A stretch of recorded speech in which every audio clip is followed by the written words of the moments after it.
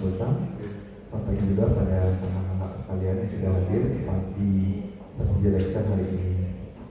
Sebelum kita memulai, mari kita panjatkan puja dan puji syukur pada Tuhan Yang Maha Esa karena berkat rahmat-Nya kita dapat berkumpul di pagi hari yang bahagia ini untuk melakukan sesi lecture. Baik, sebelum kita memulai, mari kita berdoa, percaya dan keagamaan masing-masing. Berdoa dimulai.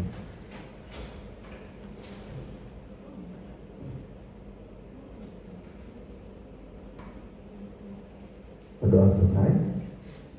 Baik, untuk mempersingkat waktu, mari kita mulai seperti lecture ini dengan topik Safe Practice in Temporal Device Management yang akan dibawa langsung oleh Dr. Imade Putradiantara, spesialis jantung pembuluh konsultan, kepada Dr. Putra. Waktu yang tepat dipersilakan.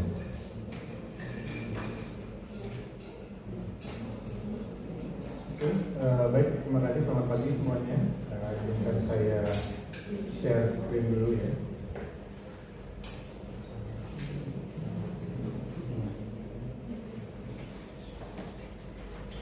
Oke, seharusnya sudah terlihat. Oke, ya terima kasih buat karena residen dan teman-teman yang mengatur dan tentu aja yang mau hadir pagi hari ini ya. Sebenarnya ini sudah direncanakan sudah dari lama karena waktu bulan Mei ini ya itu sempat ada KLB ya, jadi luar biasa kayak wabah korporasi atau komplikasi dari temporary wire yang mungkin banyak faktor berperan di situ, dan setelah diingat-ingat juga ternyata kita nggak pernah benar-benar sit down duduk dan ngobrolin sebenarnya apa sih teknik atau apa yang perlu precaution yang perlu kita ambil ketika kita melakukan suatu tindakan. Kemarin karena ngontak minta slide-nya materi untuk pagi hari ini, jadi saya harus membuktikan sama Trana bahwa jam 6.47 tadi pagi, tadi 6.47 tadi pagi ya, itu belum ada slide-nya ya. Jadi mohon maaf kalau saya belum share slide-nya ya, karena memang belum dibuat sampai tadi pagi. Itu juga ekspertise saya yang lain. Kalau teman-teman perlu bantuan atau perlu kuliah untuk itu ya, bagaimana membuat slide dalam hitungan milisecond, bukan second atau menit atau hari atau jam. Anyway, itu intermezzo aja. Apa yang akan saya sampaikan pagi ini kita nggak terlalu lama deh ya. Estimasi 20-30 menit kuliah dan mendemonstrasikan, menunjukkan poin-poin penting yang saya rasa dari alat temporary wire-nya, dari sheet, bagaimana kalian melakukan prosedur dan apa yang aman. Nanti kita review EKG-nya, apa sih morfologi EKG untuk membantu kita mengestimasi di mana lokasi dari wire tersebut. Kemudian tentu saja contoh-contoh fluoroskopinya seperti apa yang terima kasih sampai tadi pagi, makanya saya WA di grup karena ternyata nyari fluoro lagi dengan WhatsApp yang database-nya tidak pernah saya hapus dari mungkin 2010 ya. Saya masih ada chat tahun 2010 itu masih ada di handphone banyak, jadi tapi nge-search-nya jadinya lambat banget. Jadi susah saya nemukan, tapi terima kasih sudah banyak dari residen yang mengirimkan contoh-contoh fluoro yang bisa kita review. Dan terakhir tentu aja nanti kita diskusi ya. Saya selalu prefer diskusi. Masih kuliah itu membosankan, apalagi Sabtu ya. Kita semua tidak dalam posisi untuk mendengarkan kuliah yang panjang lebar. Pertama tentu aja kita nggak bisa lepas dari anatomi ya. Dan anatomi pertama sama tindakan temporary wire itu tentu saja puncture-nya ya. Puncture-nya, saya puncture dulu femoral ya, kita biasa lakukan, yang biasa kita lakukan saat ini untuk akses. Sekedar review aja posisinya terhadap ligamen immunalis, AVN kalian sudah tahu ya, vena paling dalam yang paling proksimal, kemudian dia nanti akan arteri dan nerve-nya yang diparing di lateral. Langsung aja untuk beberapa tips untuk kalian melakukan puncture, karena ini saya dari observasi aja melihat yang fase IP terutama melakukan puncture ada beberapa style ya, yang saya lihat. Yang terbanyak namun adalah style cowboy-nya ya. Cowboy, kenapa saya bilang itu style cowboy? Karena ibaratnya kalau saya demonstrasikan itu tusuk nggak dapat, tusuk. Jadi kayak cowboy mau motong stick gitu jadinya, gitu jadi kayak gimana? Jadi kayak buat kipas gitu ya. That's fine. Selama kamu benar-benar bisa membayangkan struktur anatomi 3 dimensinya. Tetapi satu mungkin pitfall yang sering saya lihat ketika melakukan puncture, dan itu sangat berisiko menyebabkan komplikasi. Kita udah tahu sendiri kasus-kasus komplikasi untuk femoral access itu lumayan ada aja, hematom besar, sampai harus di vascular repair. Semakin sering kita mendorong ya, ingat jarum itu adalah benda tajam ya. Jika kamu dorong itu akan menusuk sesuatu.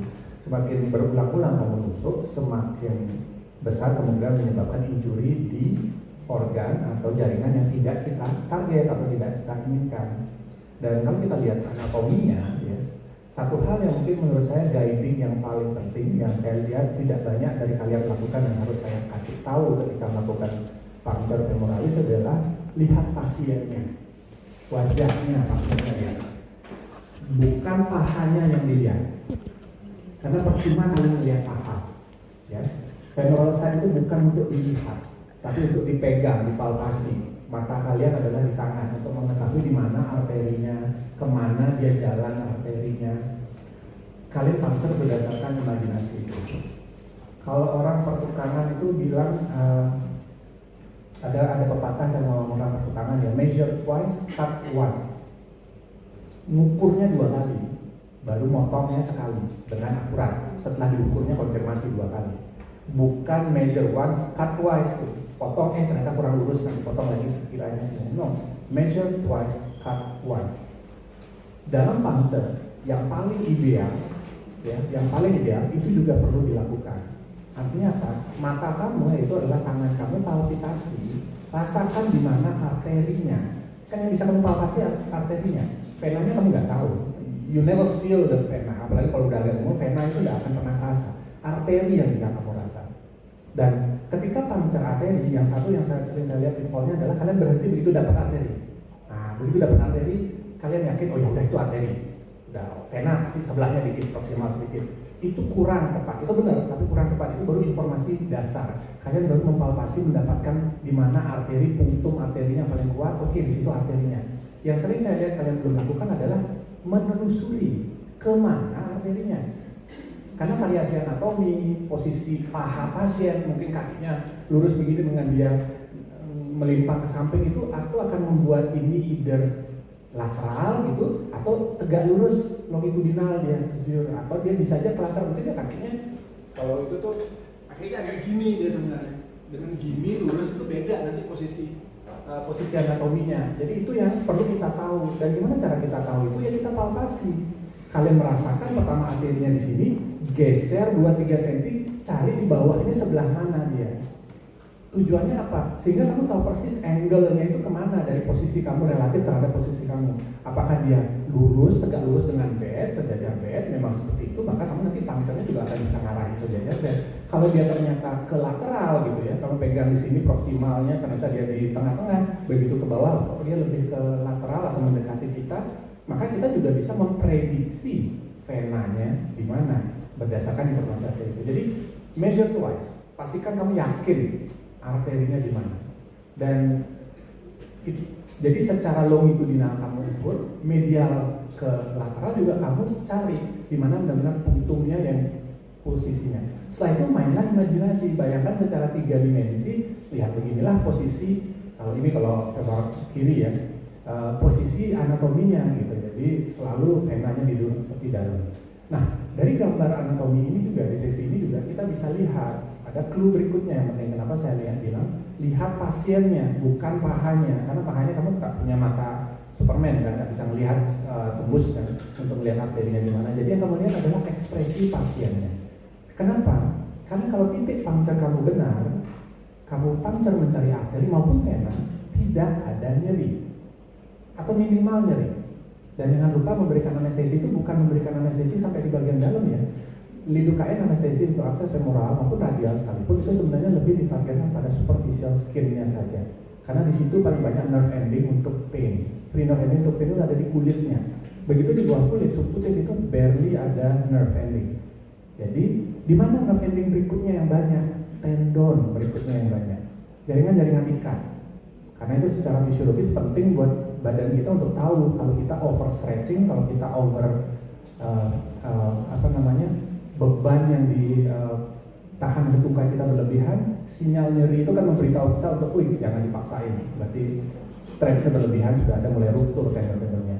The next yang berikutnya, paling yang lebih sedikit adalah muscle-nya, the actual muscle, kalau kamu tusuk-tusuk muscle-nya, ada rasa nyeri tapi tidak terlalu, dan yang paling nggak ada rasa apa-apa yaitu jaringan yang memang biasanya di atas ini, jaringan either fasianya saja atau fat tissue, gitu. Which is berarti kamu menusuk atau mendorong needle itu adalah effortless, tidak ada resistance, tidak ada nyeri buat pasien.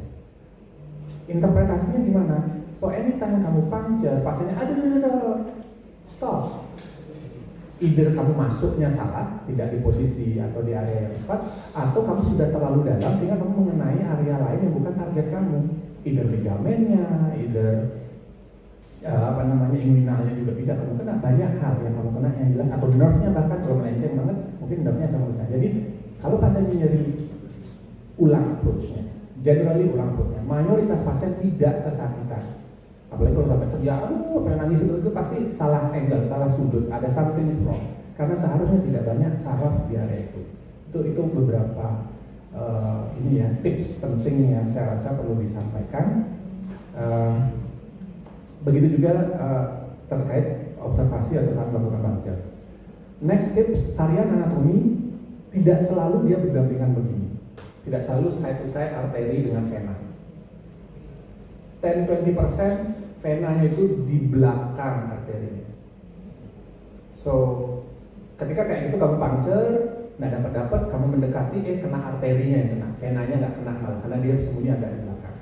Untuk yang seperti itu, kalau kamu sudah puncture, kamu sudah ke medialin, nggak dapat vena, hanya nggak dapat vena, tambah ke lateral, kenanya arteri. Best approach adalah pilih puncture site yang baru, lebih medial. Ya, anggapkan ini arterinya, ini venanya.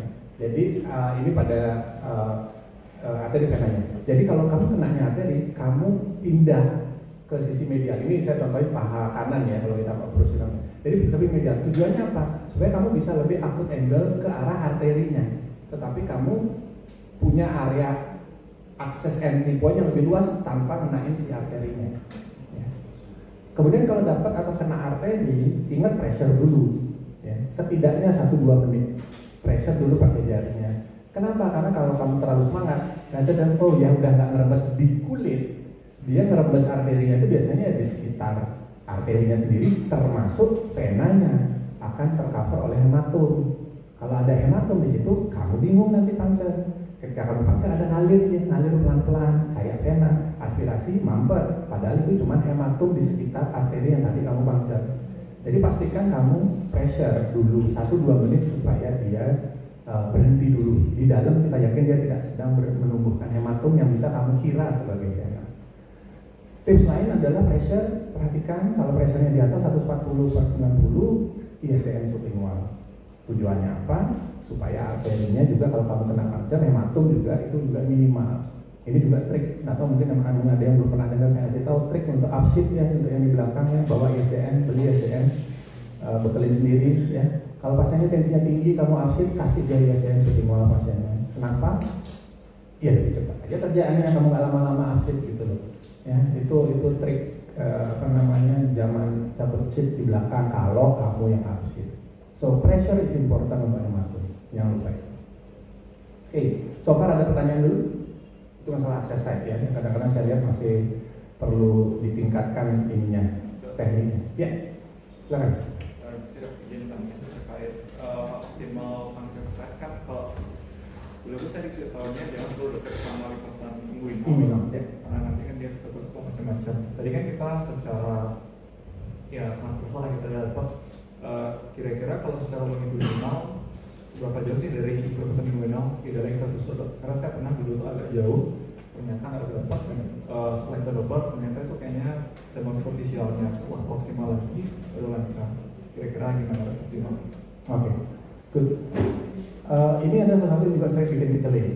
Ya, berusaha dari jarak 2-3 cm dari lipatan pahanya ya. Tapi jangan lupa, lipatan paha tidak sama dengan inguinal ligamen.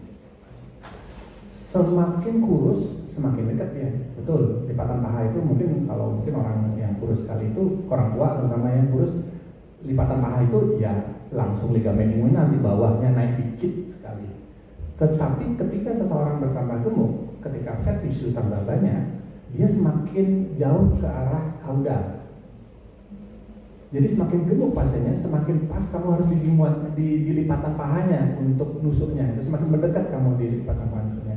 Karena kalau kamu terlalu jauh, memang sering itu juga kita awalnya terlalu jauh maksudnya, akan susah sakit nyari sini. Kenapa? Satu, dia mungkin sudah ketutupan oleh sartorius yang melintang ini ya, otot ini ketutupan ini sehingga dia pasiennya either nyeri atau kamu nggak dapat gitu ya. That's the problem kalau kamu ngambil terlalu jauh ke kaudal, ke kaudal.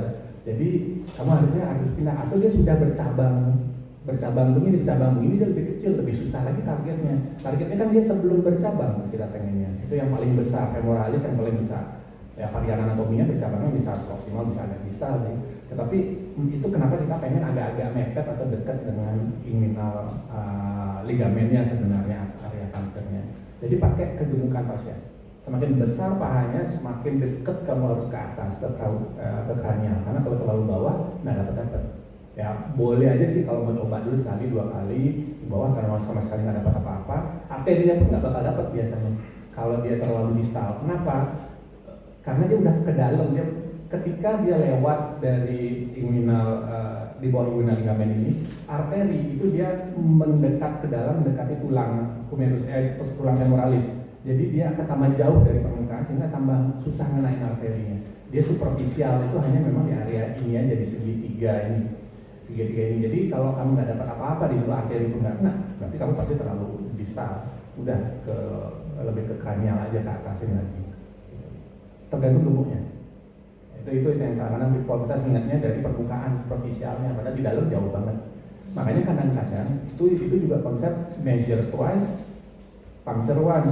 Measure twice itu maksudnya tahu pasien harus kamu terasa ditekan. Ketika lipatan pahanya di mana, kamu tekan lagi di atasnya, cari inguinal ligamennya di mana. Karena inguinal ligamen kan bisa identify lumayan lumayan akurat ya dengan jari aja. Karena fat itu kan compressible. Kamu tekan kamu akan dapat kok, kamu akan dapat rasanya. Oh ini arterinya di sini, ini inguinalnya di situ. Jadi kamu kira-kira secara 3 dimensi membayangkan puncture-nya mengabaikan lipatan pahanya di mana, karena lipatan pahanya bisa bergeser. Oke. Ya, apa?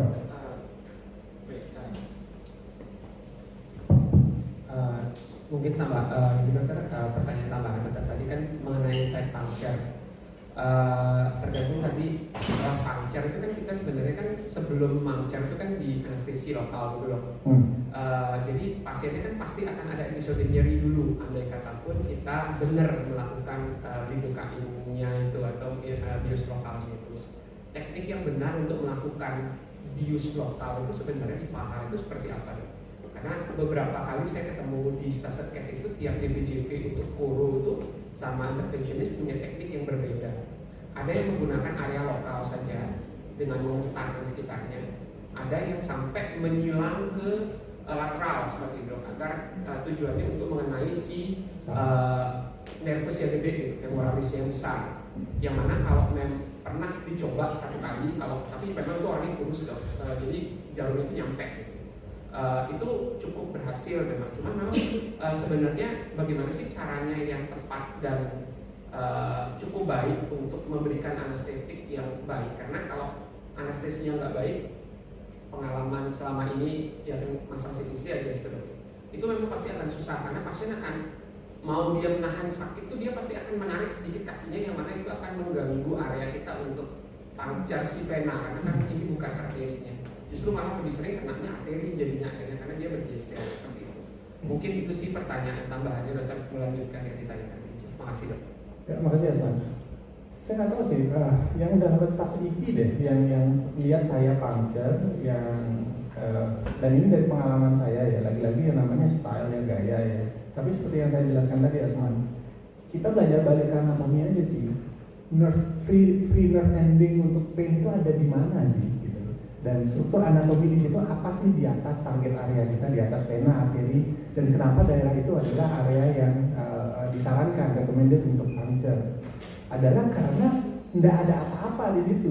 Ada fat doang, fat dengan fascia-fascia tipis yang kalau dipuncture very painless. Jadi kalau saya, oke, saya kadang-kadang memang kasih juga lain di bagian yang agak deep, artinya sampai needle-nya macet. Itu kadang-kadang saya lakukan sambil probing, sambil cari tahu venanya kira-kira gimana. Kadang-kadang bisa aspirasi kalau needle-nya cukup panjang atau pasiennya kurus. Tetapi dominasi dari anestesinya adalah skin saja, di skin saja. Jadi benar-benar di permukaannya saja, karena nerve endingnya di situ. Jadi buat area yang kotak kan, kira-kira kamu nanti kan pas saja kalau nggak berhasil kan bakal geser lateral, bakal geser ke proksimal. Ya kira-kirain aja itu superficial aja kamu nyisir lidokainnya, anestesinya. Again, pengalaman saya, kalau nyeri, you are in the wrong place. Entah sudutnya kemana, kamu di tempat yang salah. Kalau kamu di tempat yang benar secara anatomi, minim sekali pain-nya. Saya dijelasin ini oleh istri saya karena dia dermatologis. Kalau kita melakukan liposuction itu anestesinya juga begitu. Mereka fokusnya adalah pada skin karena bagian yang nyeri itu di skinnya. Begitu sukutis, fat itu minim sekali nerve ending yang akan menyebabkan nyeri. Kamu bisa ogok-ogok itu untuk liposuction, pasiennya fine aja, nggak terlalu kesakitan besar. Ya memang pakai anestesinya ditambah sedikit, cuman fokusnya adalah semakin superficial semakin banyak nerve endingnya. Fat itu sedikit sekali nerve endingnya. So saya nggak tahu kalau ditanya yang paling benar banget, yang paling benar yang nggak nyeri sebenarnya, minim seharusnya nyeri pasiennya. Kalau ada nih setelah puncture pasien gerain sakit pasien apa, hampir selalu, almost always itu karena ada hematom. Karena hematom itu yang nanti akan pincing nerve-nya, yang itu akan bikin dia nyeri. Gitu. Kalau ada pasien setelah puncture nih kesakitan, hampir selalu itu adalah karena ada hematom. Yang pengalaman absit yang sudah lewat fase IP deh, itu lihat. Kalau kamu clean puncture-nya, kita rapi, walaupun 3 puncture site, ini udah sejam 2 jam anestesinya pasti udah habis ya. Terus kamu absit, pasti kamu akan ketemu yang sudah lewat fase ini, yang pasiennya nggak kesakitan sama sekali, fine aja, ditekan gitu untuk absitnya. Ada yang kesakitan, almost always yang kesakitan itu pasti ada hematomnya berarti. Dan itu adalah komplikasi karena kamu puncture-nya mungkin agak ganas dalam tanda kutip menyebabkan hematom di situ. Tapi kalau it's a clean puncture nggak sakit kok. Setelah absit itu pun nggak sakit, area itu nggak akan sakit intinya. Gitu. Karena memang nggak ada saraf di situ, nggak ada vena. Makanya kita dorong kateter dari arteri radialis kemana kan nggak dirasain, kita ada nerve ending memang di dalam intravaskular itu. So any pain itu datang dari ligamen, datang dari nerve-nya, memang cabang nervus femoralisnya yang tergencet karena hematom, atau ototnya bisa. Tapi kalau kena otot berarti again you're in the wrong plane, berarti kenapa kamu nyenggol otot ya, seharusnya nggak ada otot di situ yang kamu kenain kalau secara anatomi. Makanya saya bilang lihat pasiennya itu bisa guiding kamu sambil Luso tuh ngintipnya. Kalau yang lewat yang udah satu ini lihat ya, pasti saya melihat muka pasiennya. Saya mulai karena kadang-kadang kan pasien nggak bilang nyeri kan, tapi dia kan gitu ya, atau narik sedikit ekspresinya kelihatan. So kalau dia ada nyeri saya akan mundur, aim lagi, pindahin aimnya. Karena pasti saya menaik something yang nggak seharusnya saya kenain, which is nggak sesuai dengan area anatomi, karena kita blind.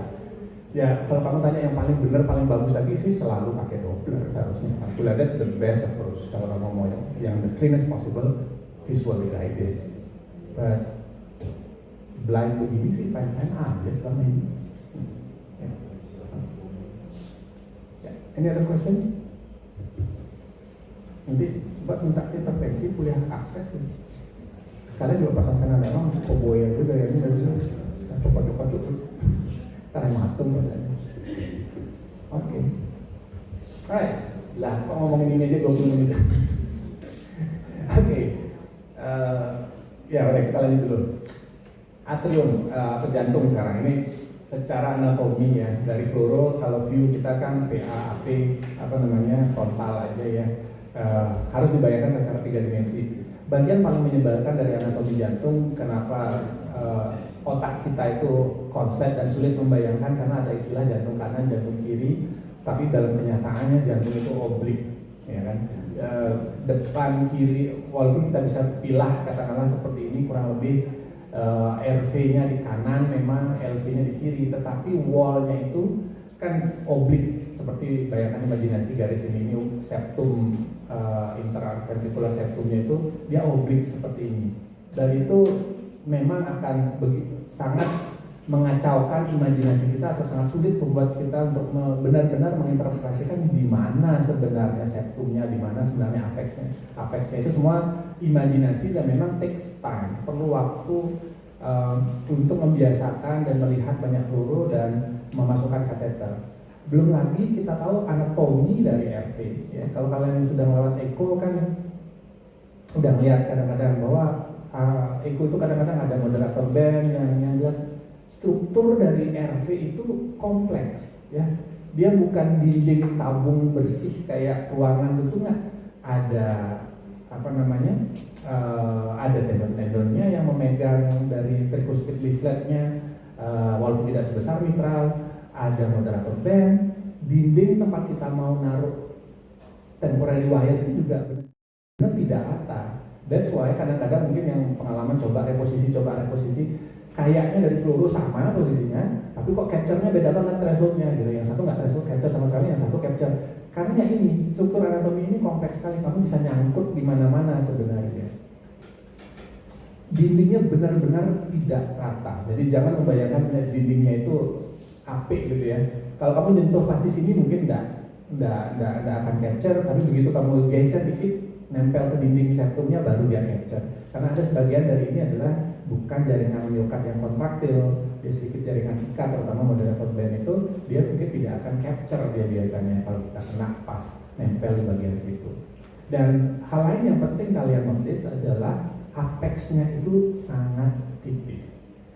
That's why walaupun temporary wire kita bilang kita mau mentarget di apex supaya dia stable, supaya dia nggak geser-geser, boleh kamu taruh di apex, but harus ada zero pressure di situ. Kenapa? Karena dia adalah bagian yang paling tipis dari jantungnya. Kamu bisa appreciate ini, kalau di free wall-nya yang anterior pun masih lumayan nih tebelnya, tapi begitu dia ke apex dengan indensasinya itu dia tipis banget. Di sini dia masih lebih tebel, di posterior wall itu masih lebih tebal. Di sini mungkin agak fairly safe. Tapi kalau benar-benar pas apex banget, itu adalah bagian tertipis biasanya dari ventricle kanan. So be extra careful. Ini juga ilustrasi lain, contoh karakter lain ya. Kiri lebih kompleks karena mitral valve, papillary muscle lebih besar, ototnya itu bisa kita lihat, makanya appreciate di echo kan kita melihat jelas papillary muscle dari short axis atau long axis juga bisa kelihatan. Di kiri walaupun nggak selalu jelas kelihatan, kita mau kalau echo juga nggak selalu kelihatannya kiri itu kayak mulus-mulus aja, RV seringannya. Sebenarnya dia ada struktur-struktur yang sama dan dia benar-benar irregular juga. Dan ini adalah dari view anterior posterior, view frontal ya, yang sering bikin otak kita pun konslet. Karena kalau diisi ini di fill dalam dari RV, RA sampai outflow tract, katup pulmonal, ini aorta di belakangnya. Jangan lupa bahwa jantung itu melingkar atau nyebrang di depan kita. Yang kita bilang jantung kanan, kalau dia bagian agak atas ya, ini RVOT, right ventricle outflow tract, itu sebenarnya di kiri jantung. Tapi aorta yang kita bilang LVOT di belakangnya ini ya, LVOT itu sebenarnya agak ke kanan. Jadi dia crossing dia di bagian outflow tract ini. Jadi itu yang kadang-kadang membuat kita bingung, termasuk juga nanti kita menginterpretasikan EKG untuk tahu nih posisi leadnya, kabelnya di mana. Anatomi ini sangatlah penting untuk bisa kita ingat. Nah, ngomongin kateter dan lead. Nah itu anatomi ya, nanti kita balik lagi ketika kita ngomongin EKG. Sekarang kita ngomongin leadnya ya. Lead TPM kita pakai, ada banyak macam, tapi di sini kalau nggak salah kita selalu pakai yang 6 frame. 6 frame diameternya, leadnya dan ukurannya sampai titiknya. Secara risiko perforasi, 6 frame ini lebih aman tentu saja dibandingkan yang kecil. Karena semakin kecil, semakin mudah dia tembus, sama kayak jarum, dan semakin kecil, semakin mudah, semakin tajam dia, semakin mudah dia menembus. Dan sayangnya yang kita pakai pun memang jenis yang paling basic sebenarnya sih. Paling basic kenapa? Karena sebenarnya ada model yang banyak dipakai di luar negeri itu ada yang namanya pakai balon, ya balon tip. Jadi dia di ujungnya itu ada balonnya yang bisa dikembangkan, diisi dengan NaCl ya. Tujuannya apa? Membatasi perforasinya. Ya. Jadi kalaupun dia katakanlah ujungnya ini aja benar-benar nembus ototnya, seluruh badan tipnya nggak akan lewat gitu loh, karena dia ganjel oleh balon di bagian proksimal dari tipnya. Sayangnya kita nggak pakai yang begini, sempat coba kita usulin cuma karena harganya jauh lebih mahal, dan di center-center lain di Indonesia juga saya tahu nggak ada yang pakai balon tip begini. Ini sebenarnya sedikit lebih safe kalau yang balon tip, tapi ya kita nggak punya. So di tengah keterbatasan itu apa yang bisa kita lakukan ya? Kita konsepnya adalah kita harus paham benar kateter itu kayak apa sih karakteristiknya. Satu yang kalau bagi yang udah pernah megang kateter ya nanti kalian bisa pegang ini kateternya ya. Kalian bisa merasakan kalau dia agak kenyal sebenarnya kan, agak kenyal. Ada elastisitinya dan dia sebenarnya letoy. Secara lateral. Jadi konsep dulu nih. Ada namanya longitudinal ya, dia tarik maju mundur ya, longitudinal force-nya. Ada lateral force-nya, dia mau ke kanan mau ke kiri, menekuk maksudnya. Sama rotational force, kamu putar ya kan. Kamu putar itu rotational force-nya. Kateter dia cenderung kateter di TPM termasuk dia punya longitudinalnya yang paling kuat. Artinya apa? Walaupun dia melar ketika kamu tarik, tapi dia akan ikut. Kamu tarik 1 cm, ketarik kurang lebih 1 cm juga. Akan dia ikut dari mundur ke situ. Lateral juga cukup stiff, tetapi sebenarnya letoy banget. Jadi ketika kamu bertanya, kenapa bisa sampai perforasi ya? Padahal kalau dipegang dia begini-begini, seharusnya anteng-anteng aja ya. Orang dia lemes begini, kenapa bisa sampai perforasi? Bukan salah dari pasiennya, jangan nyalahin pasiennya, di pasiennya aja tuh kali terlalu tipis, itu namanya justifikasi membela diri aja sih sebenarnya ya, rasionalisasi kamu aja. Tetapi kamu tidak memahami konsep dari kateter itu. Seperti saya bilang, longitudinal force-nya, jadi sepanjang-panjangnya ini itu tinggi dia, kuat dia, stiff dia. Jadi kalau secara maju mundur dia sangat stiff. That's the key kenapa bisa bikin perforasi atau tidak. Nanti kita tunjukkan dengan contoh fluoroskopi. Rotasional itu juga yang sering kalian hadapi kesulitan ketika mengarahkan kateter, dan itu juga berlaku untuk intervensi sebenarnya untuk bisa bikin thinking. Katakanlah kateter posisinya begitu ya. Ini dengan kondisi lemas ya. Kalau tidak ada yang menghalangi, saya putar sedikit aja. Dia akan muter juga. Karena kan ngikut ya. Kalau dia loss, tidak ada yang menahan. Tetapi ketika di dalam badan, ya tentu kan dia ada sheath-nya, ada femoral arterinya, ada inguinalnya, percabangannya belok antara aja ada resisten. Yang terjadi adalah ketika ada resisten, lead-nya itu bersandar pada sesuatu. Kamu putar di sini, bisa saja dia tidak terjadi apa-apa di ujungnya. Bahkan kamu kadang-kadang putar 180 derajat, dia berubah sedikit. Kenapa? Karena ketahan di bodinya ini, dia ketahan. Nah, itu yang juga terjadi katakanlah pada sheath. Pada sheath yang rigid seperti ini pun long sheath ya, atau JR yang kalian gunakan untuk angiografi. Kalau posisi ini putar ke kiri, ke kanan, dia akan berputar bebas kalau nggak ada yang menahan. Tapi jangan lupa kamu akses radial, naik, putar, nekuk, belok lagi nanti masuk ke aorta. Ada banyak titik dia bersandar. Dan ketika itu terjadi, dia tidak akan free moving lagi secara rotasional. Jadi kalau biasanya putar ini ngikut di pangkal dia putar, di ujung juga berputar. Begitu ada resisten, kamu putar di sini dia nggak gerak. Jadi ini, kamu ujungnya diam aja di situ. Ya, ujungnya diam aja. Kamu putarnya. Kenapa? Karena dia ketahan. Itulah yang nanti kadang-kadang kalian bikin helikopter istilahnya kateternya. Ya, kalau udah putar kok nggak gerak ya. Nanti begitu kalian berubah sedikit, resistennya berubah, putar ya, lompat ya. 180 derajat itu kalian putar kok nggak gerak ya, gitu nanti dia lompat gitu. Dan itu risiko, kenapa? Karena kalau terlalu keras dia akan kinking di baginya juga. Kinking itu bisa bikin dia putus langsung nanti kateternya. Itu repot lagi untuk ekstrak. So, that's why kita harus sangat aware tangan kita itu muternya berapa derajat. Mungkin intervensi udah dibilangin kan. Kalau kamu 180 derajat di situ dia ujungnya nggak gerak, balikin dulu 180 derajat, baru maju mundur. Dan di situ yang pentingnya kenapa kamu perlu melakukan, dan kembali ke konsep longitudinal force-nya itu, untuk membuat ujungnya bergerak, kamu perlu narik. Kenapa narik? Jangan dorong, karena kalau dorong itu kan risiko bikin perforasi, nambah gaya longitudinal. Kamu udah bersandar di somewhere, kamu tambah dorong itu bisa bikin perforasi. Tapi mundurlah, Ketika kamu mundur, katakanlah tadi ini kalau tanpa resisten dia loss ya. Sekarang saya tambahin resisten dia nggak berputar. Ketika kamu sudah putar dia nggak berputar, kamu tarik, lihat yang terjadi di ujungnya. Dia akan muter. Ya, jadi gini, kalau ini posisi standarnya ada resisten, saya udah putar pangkalnya dia nggak bergerak, kamu tarik ya, baru dia berputar. Kenapa? Karena ketika kamu melewati itu, baru resistennya itu akan memungkinkan rotasinya bekerja. So ketika kamu muter di pangkal di ujung, kamu lihat fluoroskopi nggak bergerak, tariklah.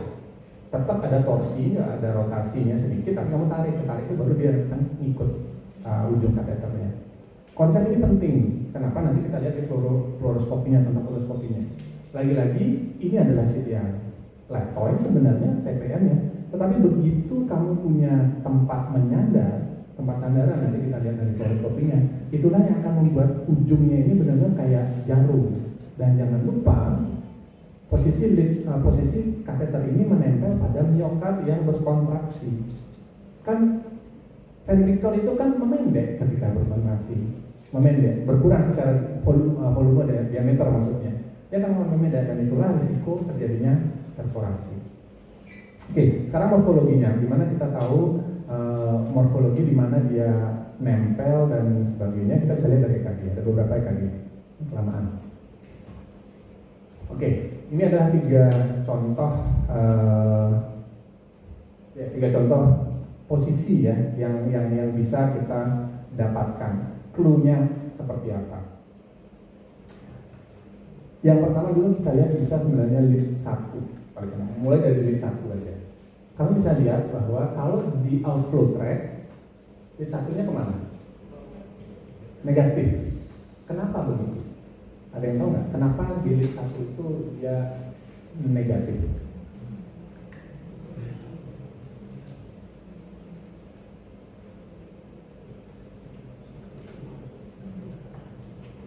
Karena outflow track dia di kiri, ya kan? Di kiri jantung. Ingat aksis.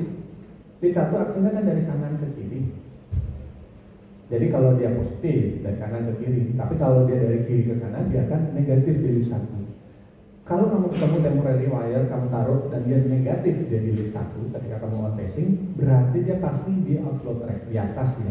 Karena inilah yang berada di sisi kiri jantung, ya kan? Ke kiri dan jadi dia akan dari kiri ke kanan aktivasi miokardnya. Dia akan negatif.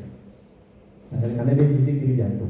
Bisa sih LV di sini juga dari kiri ke kanan bakal, tapi kan kamu nggak masuk ke sini.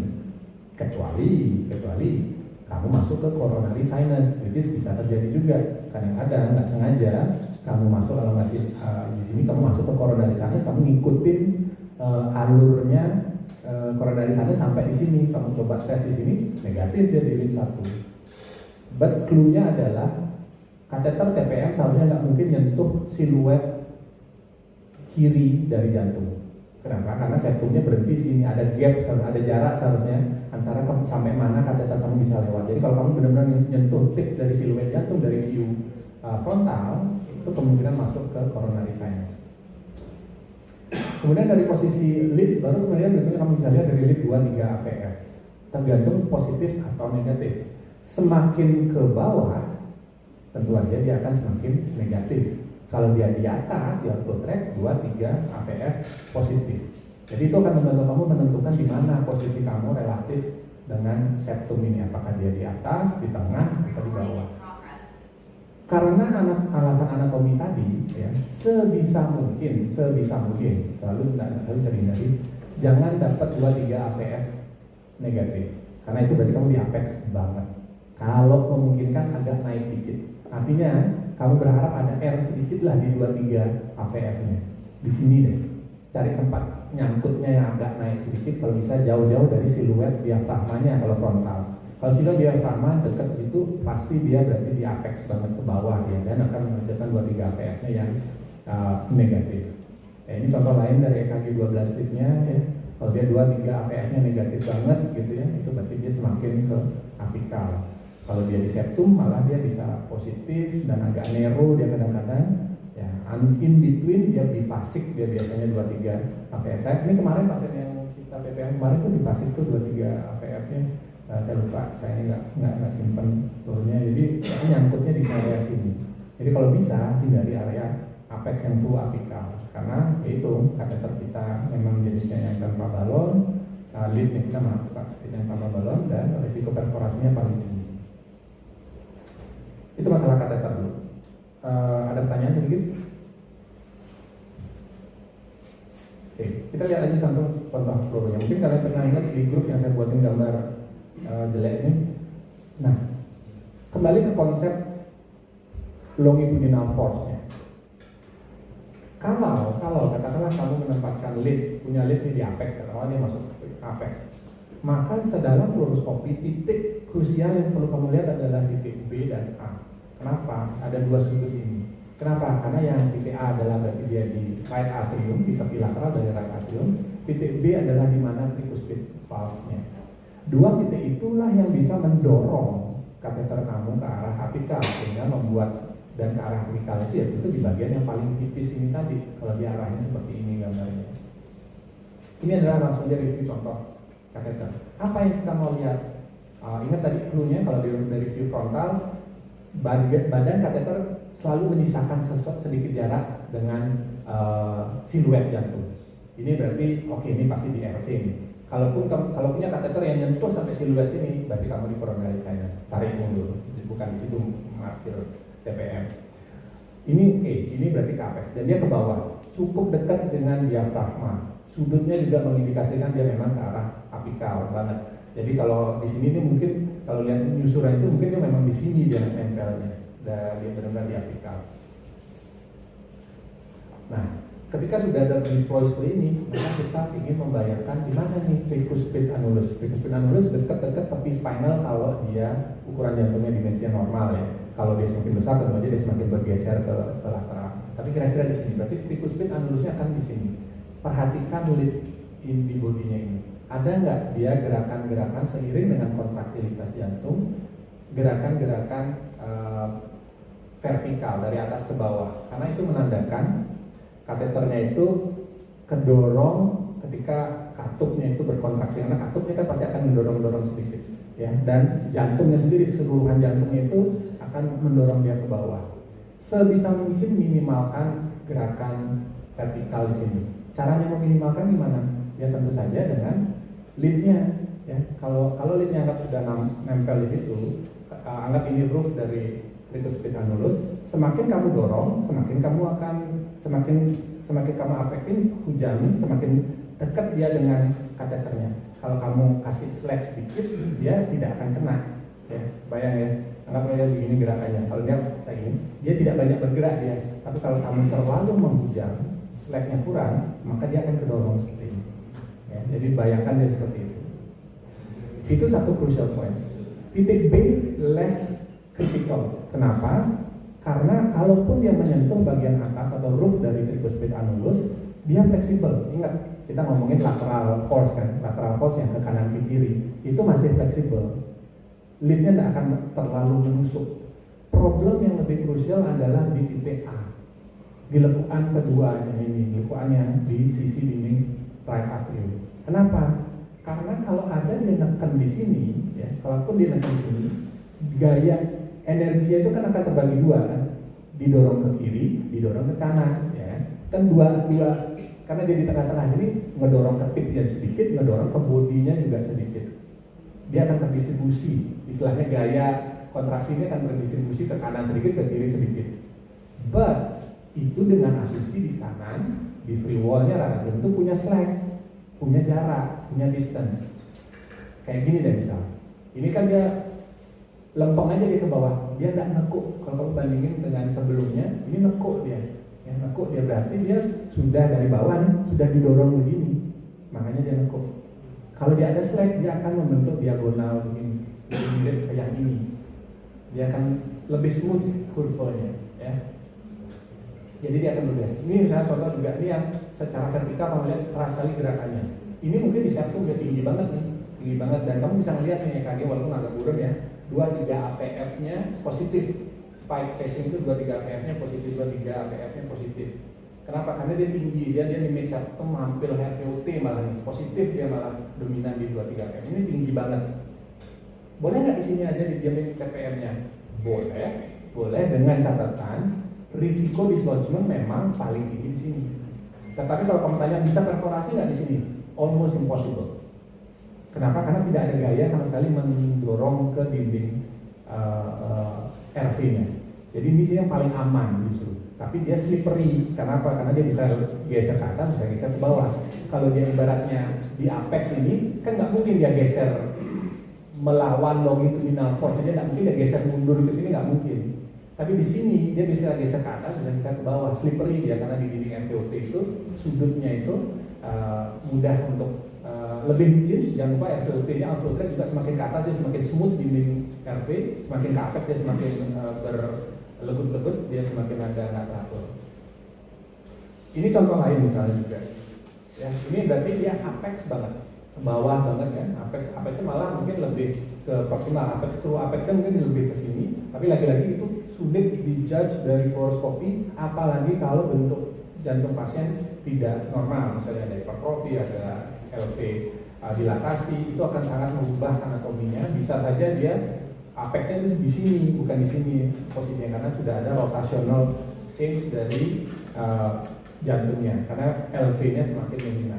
Nah, ini juga contoh bahwa mungkin tidak terlalu kelihatan, tapi kamu bisa melihat bahwa di sini, di bagian titik A itu, di right atriumnya itu, kateternya bergeser secara lateral. Jadi pada beberapa denyutan dia bergesernya jauh ke lateral. Itu menunjukkan di sini ini sebenarnya neken dia. Di sini ini neken dia, tricuspid annulus ini neken dia. Cuman karena dia nggak bisa maju ke sini, gayanya lebih banyak kedorong ke sini karena memang ada slack. Mana ada slack. Jadi dia akan kedorong begini, akan dorong gitu ya, dorong begitu kelihatannya. Ini masih oke lah, masih cukup fine. Yang problematik dan kemarin perforasi adalah contohnya seperti ini, ya. Vertical movementnya ada, dia cukup ke apikal posisinya, tapi perhatikan sudutnya ini. Dan pada beberapa kontraksi kamu bisa melihat bahwa dia memang benar-benar udah mau ke lateral banget. Nah, this is a problem. Kenapa? Karena setiap kali kontraksi jantungnya, dia nggak punya space, dia akan terdorong secara longitudinal sepanjang lead ini dari atrium ini, karena dia sudah mentok nih. Perhatikan bedanya dengan yang sebelum-sebelumnya, ya. Ini dia tegak lurus banget nih di sepanjang IVC, karena dia sudah nyandar banget di sisi kiri atau sisi kanan jantung ini. Bandingkan dengan yang sebelumnya ini deh. Ini dia ke IVC membentuk arc yang besar banget gitu. Kenapa? Karena dia nggak nyandar di sisi lateral. Ya. Dia masih ada space yang luas, dan itu ya yang very safe. Tapi di sini dia udah nggak ada space lagi nih. Dia ini udah benar nyandar ke samping, nyandar ke atrium IVC junctionnya di sini ya.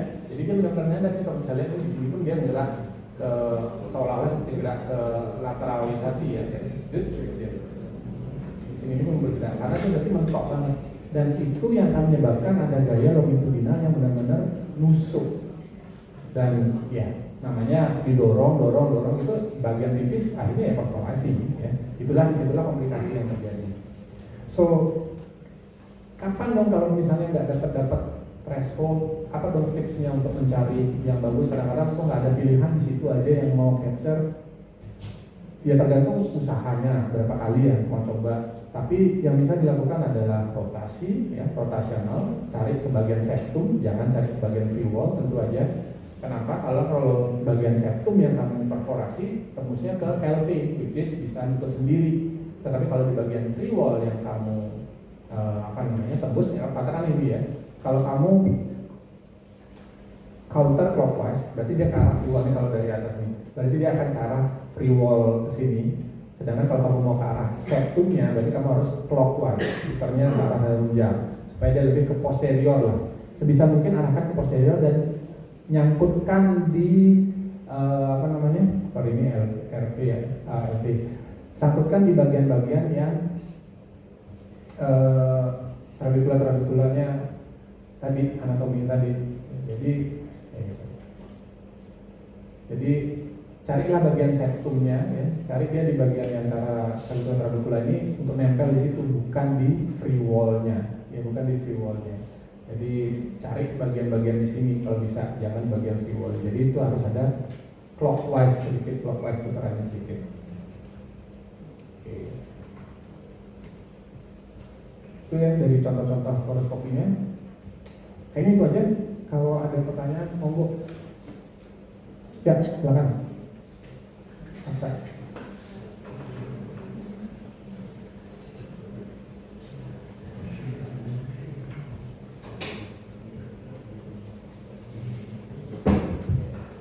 Selamat siang dokter, selamat siang rekan-rekan semuanya. Terima kasih atas kesempatan untuk bertanya dokter. Ini masih pengalaman saya dok. Saya pernah ada sedikit keraguan dok saat pemasangan di TPM. Sewaktu lead tersebut sudah masuk ke dalam red vertical melewati analog positif, angle atau sudut itu kurang jauh gitu. Dugaan saya saat masih nyender di area mid septum atau upper septum belum sampai area capex. Lalu saya ke omongan dokter saat ada kuliah itu boleh ditarik, lalu kita reposisikan kembali hingga sudut yang kita mau. Yang bikin saya ragu itu sampai batas mana dok kita boleh menarik ujung kulit tersebut dan kita merotasinya berapa, artinya berapa sudut dan berapa kita perbolehkan sampai pas itu bisa kita dorong kembali dok. Karena kalau kita menarik terlalu panjang pun keburu masuk ke dalam right atrium juga kita ada upaya masuk kembali dok.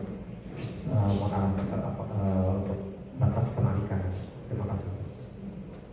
Oke. Di sini yang oke, bagus pertanyaannya saya. Di sini konsep masalah rotasional sama longitudinal itu penting, ya. Contoh deh. Pitfall-nya adalah karena karakteristik kateter itu tidak sama secara rotasional dan longitudinal, muscle memory kamu merasa nih seringkali untuk pemula ya, kamu dorong maju mundur sama kamu putar kanan kiri itu sama maksud saya gini, kadang-kadang kita putar kanan kiri kok nggak gerak ya ujungnya fluoroskopi. Kemudian itu kita terjemahkan ya secara instinktual karena kita merasa sama, dorong sama tarik juga sama nggak gerak gitu. Maksudnya dorongan dan tarikan yang dibutuhkan itu untuk memutar juga sama gitu, padahal dia nggak sama. Seperti saya bilang, longitudinal itu jauh lebih firm, lebih stiff. Artinya kamu dorong 1 cm, dia akan masuk 1 cm. Kamu tarik 1 cm, mungkin ya 0,9 karena ada kelenturan sedikit ya, ada elastisitas sedikit, tapi elastisitasnya sedikit sekali. Beda dengan rotasional. Yang membuat kita nggak sadar melakukan kekerasan untuk bisa berisiko untuk perforasi adalah karena kita muter atau nggak muter dia ya, kayaknya ujungnya diam aja, gitu, clockwise, nggak banyak berubah. Kamu terus kemudian mendorong seolah-olah kalau dorong itu nggak akan bergeser dia, padahal kamu dorong sedikit aja dia akan jalan, dia akan diteruskan gaya gitu, energi itu akan diteruskan karena dia apalagi kalau dia lurus, apalagi kalau dia ada tempat nyandar itu akan diteruskan. Konsepnya kalau kamu diintervensi adalah kenapa kateter backup itu penting banget, kenapa ada HB, kenapa ada segala macam jadi beda. Karena support itu menentukan wire bisa masuk atau tidak, levoy atau tidak, wire itu ditentukan oleh kateternya. Dan kalau untuk lead TPM itu ditentukan dari kateter kamu nyender di mana, lead kamu ini nyender di mana. Nah kembali pada contoh ini misalnya dari fluoroskopi ini. Kalau di sini kan berarti kalau yang di kanan ini berarti kan dia nggak terlalu banyak nyender tuh, karena dia masih lengkungnya, curve-nya besar banget. Ketika kamu dorong, kalau ujungnya sudah nyandar di samping ya, maka kamu akan melihat dia bodinya itu yang akan bergeser gitu. Bodinya itu yang bergeser, jadi sepanjang curve-nya ini akan bergeser. Tapi kamu harus benar-benar memperhatikan untuk menjawab pertanyaan kamu, seberapa jauh sih kita bisa dorong, seberapa jauh ujungnya nggak gerak. Tipnya. Jadi perhatikan sekali tipnya ini. Kalau tipnya ini kamu dorong tapi dia nggak gerak, pasti di bodinya yang lainnya yang gerak kan. Itu yang kamu harus ingat. Oh, saya udah dorong kok nggak gerak. Itu berarti kan dia nyandar ke samping. Kalau kamu dorong 1 cm kok nggak gerak, somewhere else along the lead itu dia sebenarnya lagi nekuk atau lagi berubah bentuk kan. Karena tenaga dorongan kamu itu nggak bisa diteruskan maju lagi. Selama tidak ada yang ganjel di bagian lain dari leadnya, jadi fine. Karena dia fleksibel ke lateral itu dia nggak masalah, dia akan menghujam musuh sampai perforasi. The problem itu akan jadi problem adalah kalau bagian bodinya ini mentok. Jadi misalnya gini, anggap dia mentok ke sesuatu dan leadnya nggak bisa kemana-mana, ini akan keras di hujan. Nah itu yang saya jelaskan tadi bikin perforasi, karena dia akan hujan. Jadi selama kamu melihat bahwa kamu dorong 1 cm, tipnya maju 1 cm, dorong aja, nggak apa-apa. Selama inline, istilahnya kamu dorong seberapa, dia maju seberapa, berarti kamu belum nyandar ke samping, jadi masih loss. Silakan dorong, silakan rotasi mau apa saja. Tapi begitu dia nggak bergereming lagi ujungnya, kamu dorong itu jangan dipaksa. Karena nanti tergantung bodinya ini nyandar di mana. Kalau dia pada kasus ini misalnya, kalau kamu dorong, dia pasti akan menyebabkan dia akan diteruskan ke ujung aja, benar-benar dia nusuk banget gitu, karena dia nggak have nowhere to go, karena dia udah kesupport oleh annulus, kesupport oleh right atrium, dia kesupport oleh 2 titik, itu akan menyebabkan risiko banget untuk menjadi perforasi. Ya, jadi nggak ada patokan berapa senti bisa didorong, no. Preferensi saya memang kamu harus mendorong lebih gitu. Maksud saya gini, kamu udah dapat 1 titik, oh capture cek result, oh bagus. Sekarang kan muncul pertanyaan, ini slacknya udah bagus, udah aman, atau perlu dikurangin, atau perlu ditambah. Lihat bodinya dengan clue yang saya bilang tadi. Jadi maksud saya gini, kan kamu udah dapat 1 titik dan dia udah nyangkut, udah bagus, capture-nya result bagus, kamu sebenarnya pengen ninggalin di situ, tapi kamu nggak yakin ini melayang-layang, bakal dia posisi di slot, mungkin di slot, atau sudah menyandar cukup baik. Ya satu-satunya cara kamu dorong dan lihat pergerakan bodinya itu. Kamu dorong sedikit pelan-pelan, oh udah dia sampai membentuk sudut mau 90 derajat begitu, udah dia ada gerakan vertikal, berarti that's too much. Tarik sedikit sampai dia tidak terlalu keras gerakannya itu, tidak ada nyentuh 90 derajat, tinggal segitu. Jangan ditarik lebih lagi, nanti geser di slot ya. Tapi istilahnya gini, kalau kamu dorong 2 cm dia udah kelihatan nekuk, tarik 1 cm. Artinya that's enough. Ya memang susah sih bilangnya berapa senti, tapi ya memang satu-satunya kamu dorong dulu, lihat, hindari yang ini, yang terlihat di layar ini. Hindari bahwa vertical movement dia, sudut di right atriumnya juga 90 derajat begini, berarti yang menandakan dia nyandar banget gitu. Hindari itu. Kalau dari sini kamu lihat kayak gini, tarik sedikit, kurangin dia slacknya supaya dia lebih kayak beginilah. Tapi ini contoh ekstrimnya. Ini jantungnya nggak normal ya, ini pasti rotasinya, supaya dia lebih smooth kurvanya. Jadi ada slack istilahnya di area sini untuk meredam apapun gerakan jantung. Maksudnya gini, apexnya pun kalau apexnya gerak dorong ke arah sini, ke arah basal, ya apex jantung kan bergerak ke arah basal ketika kontraksi, itu dia leadnya ini masih bisa punya slack di atrium, karena di atrium dia nggak nyandar. Karena kan setiap kali kontraksi, apex ini bergerak ke arah sini, ke arah basal, ini harus mundur dikit kan, harus ada tempat dia untuk mundur. Nah kalau pada posisi begini dia ada tempat untuk mundur. Tapi kalau kayak begini, setiap kali apexnya kontraksi, dia nggak ada tempat untuk mundur, dia nyandar ini sudah. Makanya leadnya sampai sudutnya sampai dalam 1 detik kontraksi itu lebih dari atau kurang dari 90 derajat sampai dia. Jangan, ya kayak gini jangan dibiarin. Kalau kamu melihat kayak gini jangan dibiarin. Kamu harus tarik dia supaya leadnya itu turunnya ke sini turunnya. Ya, jadi supaya ada space lah di right atrium itu, dia nggak boleh nyandar. Right atrium itu jangan boleh nyandar. Ini kelihatan jelas dia nyandar nih pasti di dinding right atrium, lateralnya right atrium. Ya. Mudah-mudahan menjawab yang agak susah sih. Ya tapi sebenarnya tidak kebayang. Ada pertanyaan nggak? Ya boleh, silakan. Yang mana? Siapa duluan? Siapa lebih senior?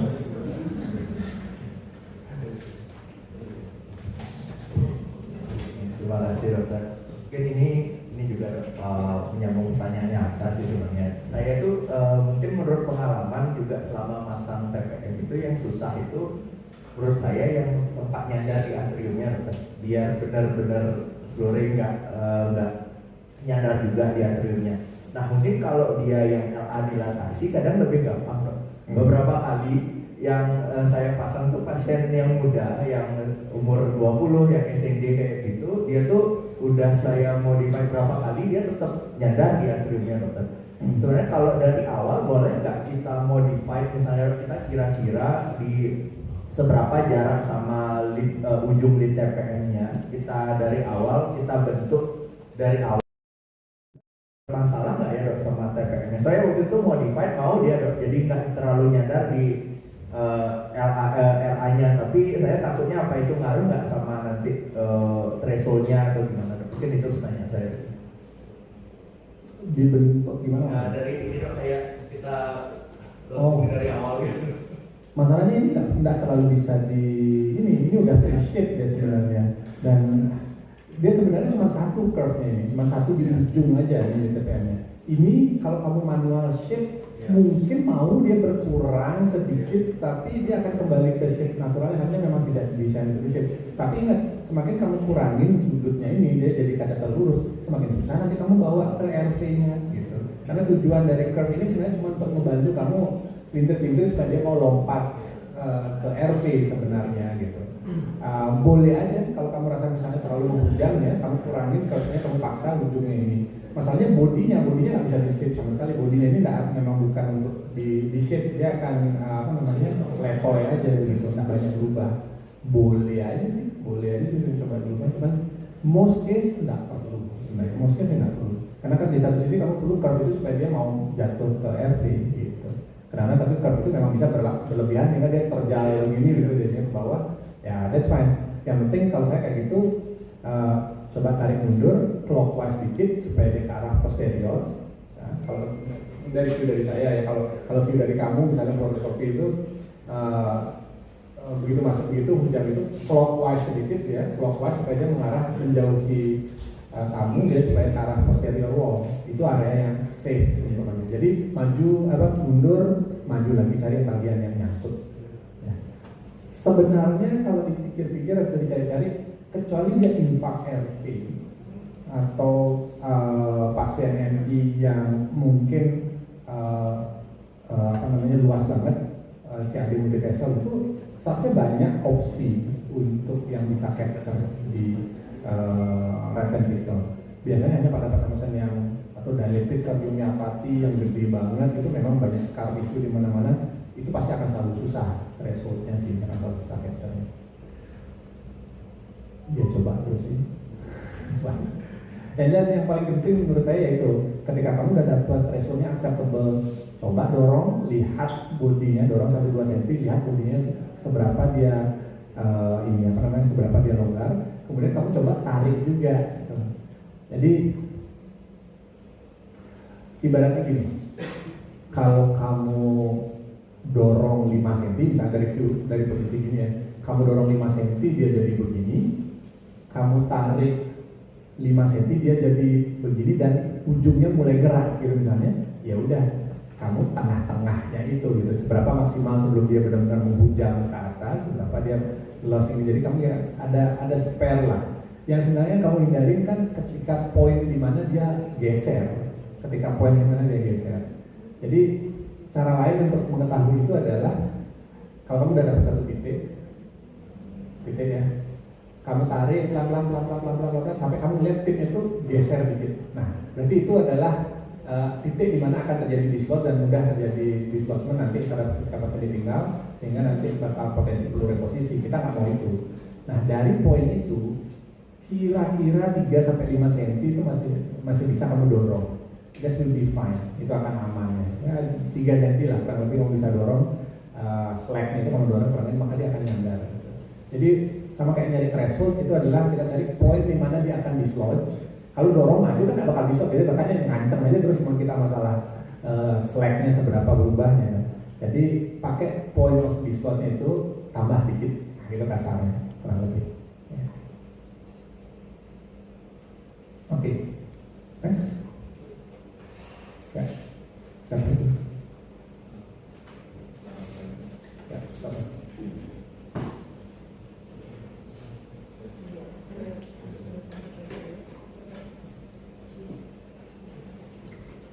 Selamat pagi dok, izin bertanya dok.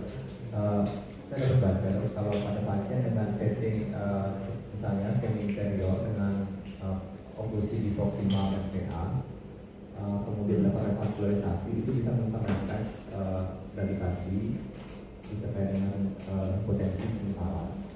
Dan seringkali itu diantisipasi dengan pemasangan TPM untuk menghindari masuk ke 2 kali. Ada hal seperti itu.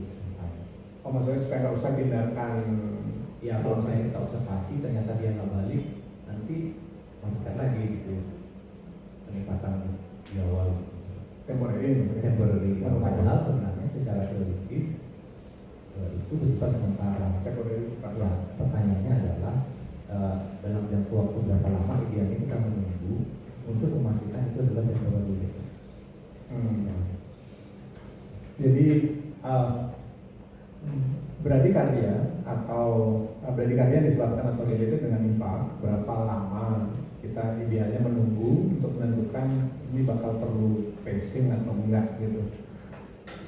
Enggak ada cut off yang strict, dianggap fase akut mengikuti definisi fase akut up to 14 hari sampai 2 minggu itu bisa kita tunggu untuk melihat ada recovery dari returnnya dia atau enggak.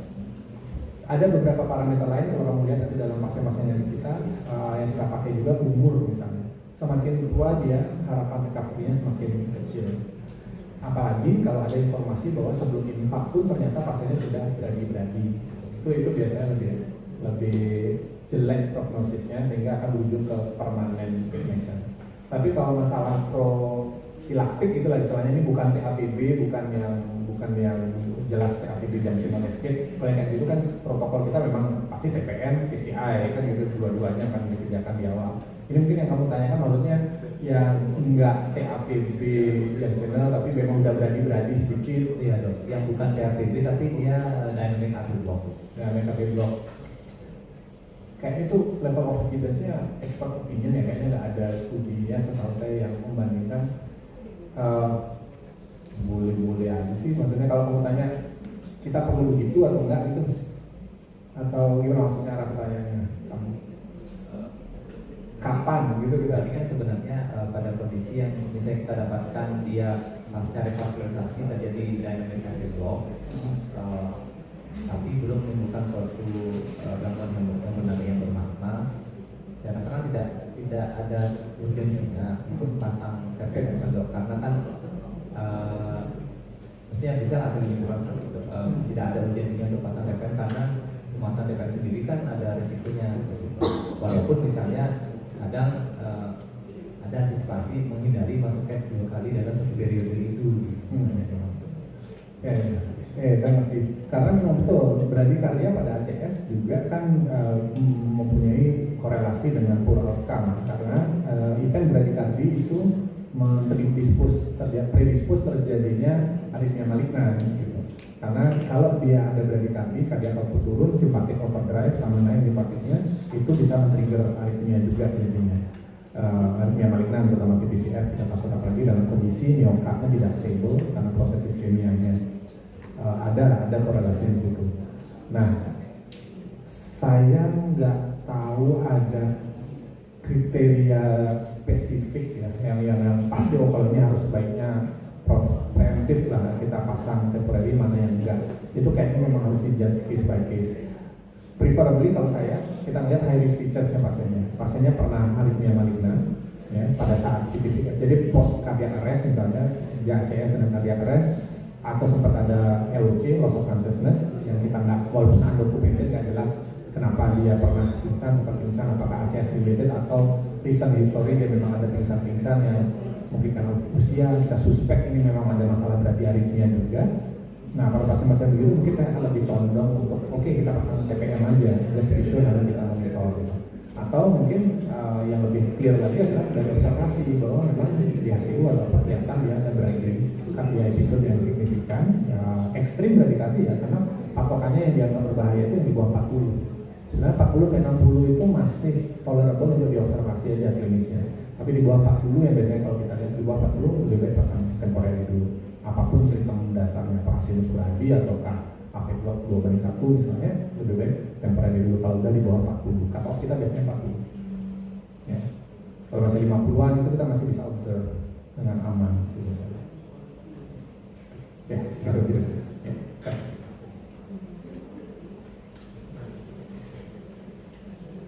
Siapa duluan silakan.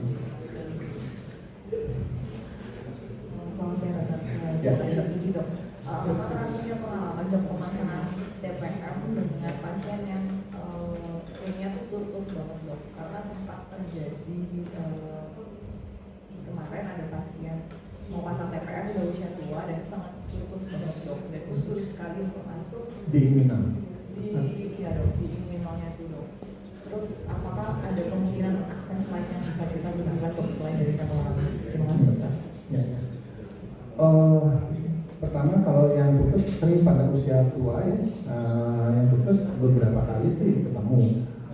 Yang bisa kita lakukan ada dua opsi. Yang kalau kasus kayak gitu, kalau memang leadnya benar-benar nggak bisa lewat, ya hati-hati juga karena kan lagi-lagi leadnya stiff ya. Kalau kamu dorong bisa menyebabkan bleeding atau perforasi juga di vena-vena inguinalnya, cabang-cabang kalau dia masih cabang kecil.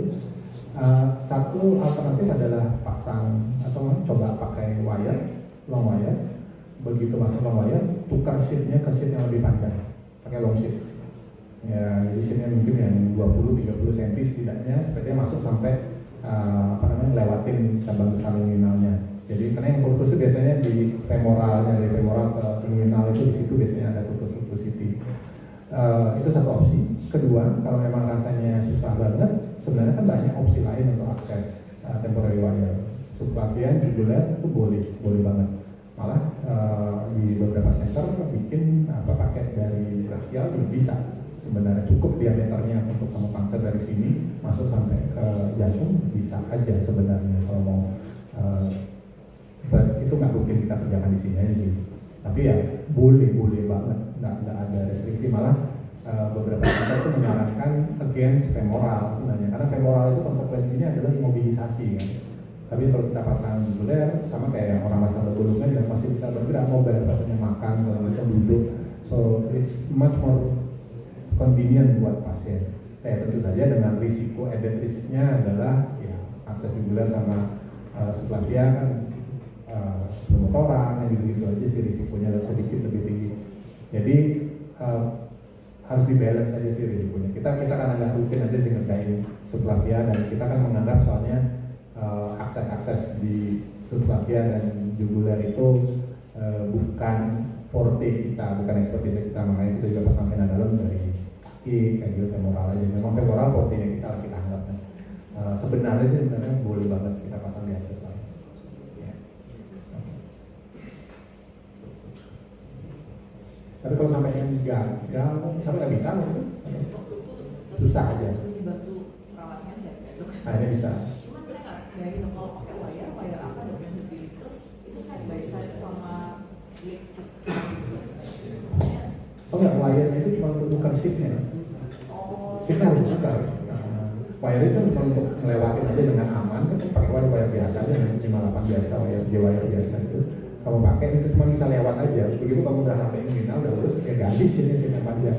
Sheet yang seperti ini kalau mas, jadi sheet panjang. Cuma untuk ganti sheet. Untuk pakai long sheet supaya bisa melewatin putusity-nya.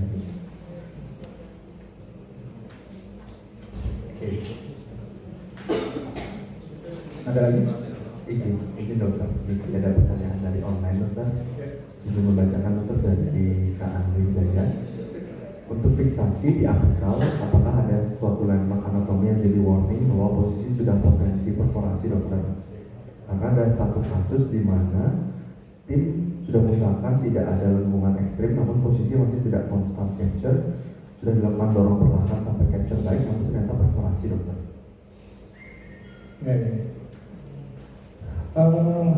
Ya, terima kasih Andre. Apa ada anatomi kalau potensi perforasi?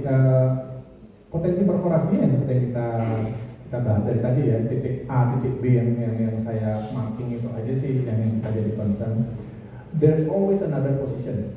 Itu yang saya perlu diingat. Dan kadang-kadang another position itu harus keluar dulu ke right atrium. Kenapa? Nah, kembali lagi ke anatominya. Kita harus ingat bahwa anatominya ini kompleks RA-nya, ya. Dan ada juga jaringan-jaringan ikat di sekitar tricuspid annulus itu ya, yang megang valve, tricuspid valve-nya, yang mungkin membuat nyangkut kamu nggak bisa ke area lain, kamu akan selalu di situ aja. Jadi bayangin bahwa kamu nyangkut gini, kamu bisa lihat ini valve-nya tipis sekali, ingat tricuspid valve itu tipis, jauh lebih tipis dibandingkan yang ketot di kiri. Bayangin leafletnya ini, kamu nyempilnya di sini nih. Sini ini ada gap. Kamu nyempilnya di sini sehingga kateter kamu hanya bisa lewat ke sini, muter mungkin kalau apikal banget dia ke sini. Tapi kamu nggak akan bisa mengakses area sini.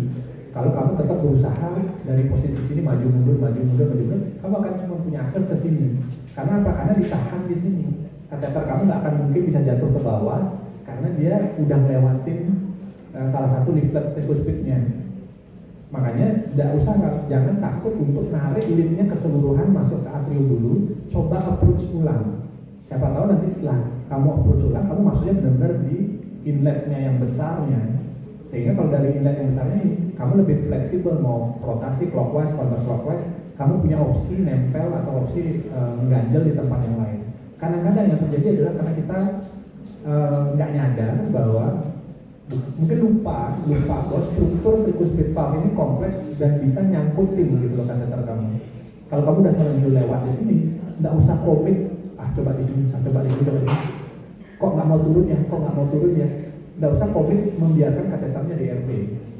Tarik mundur, tarik semuanya sampai kamu ke RA, ulang lagi approach kamu. Mungkin nanti kamu akan masuk ke inlet yang lebih besar, enggak ke antara sela-sela dari sela-sela dari tricuspid valve-nya gitu, sela-sela dari otot-ototnya ini ya. Jadi itu sih yang kalau saran saya approach-nya ulang. Ini kita nggak lihat. Kalau kita cukup kasar bisa aja sih bikin robek, bikin putus, makanya jadi perforasi, ada tricuspid regurgitasinya nambah. Tapi generally tarik mundur ke RA dulu, coba ulangi lagi approach-nya, coba masuk lagi. Ya. Atau kamu nyangkut di antara sini, kamu keluar masuk, karena nyangkut moderator band yang besar, karena dari Eko mungkin kamu pernah lihat moderator band ada yang melintang tengah-tengah RV banget, ya di proximal, di basal banget, yang melintang itu bisa. Kamu nyangkut di situ sehingga kamu nggak bisa geser kemana-mana, kamu merasa itu satu-satunya tempat yang mau capture. Sebenarnya pasti enggak sih, most of the case bisa cari tempat lain. Jadi jangan dipaksain deh, hanya mau kalau didorongin, dibentokin, dan kamu melihat gerakan kateternya mirip seperti yang kita bahas barusan, sebaiknya jangan, sebenarnya reposisi aja. Dan reposisinya itu mungkin berusaha reposisinya itu terbatas di RV aja gitu. Mungkin jangan nyangkut nih di tepi atas tricuspid valve-nya, sehingga kamu jatuhnya di situ terus melulu gitu. Kamu perlu lakukan tarik dia semua kateternya sampai RA, coba approach ulang, siapa tahu dia masuknya di bawah sini, lebih di bawah sih maksudnya. Ya, itu sih tipsnya ya, Andre.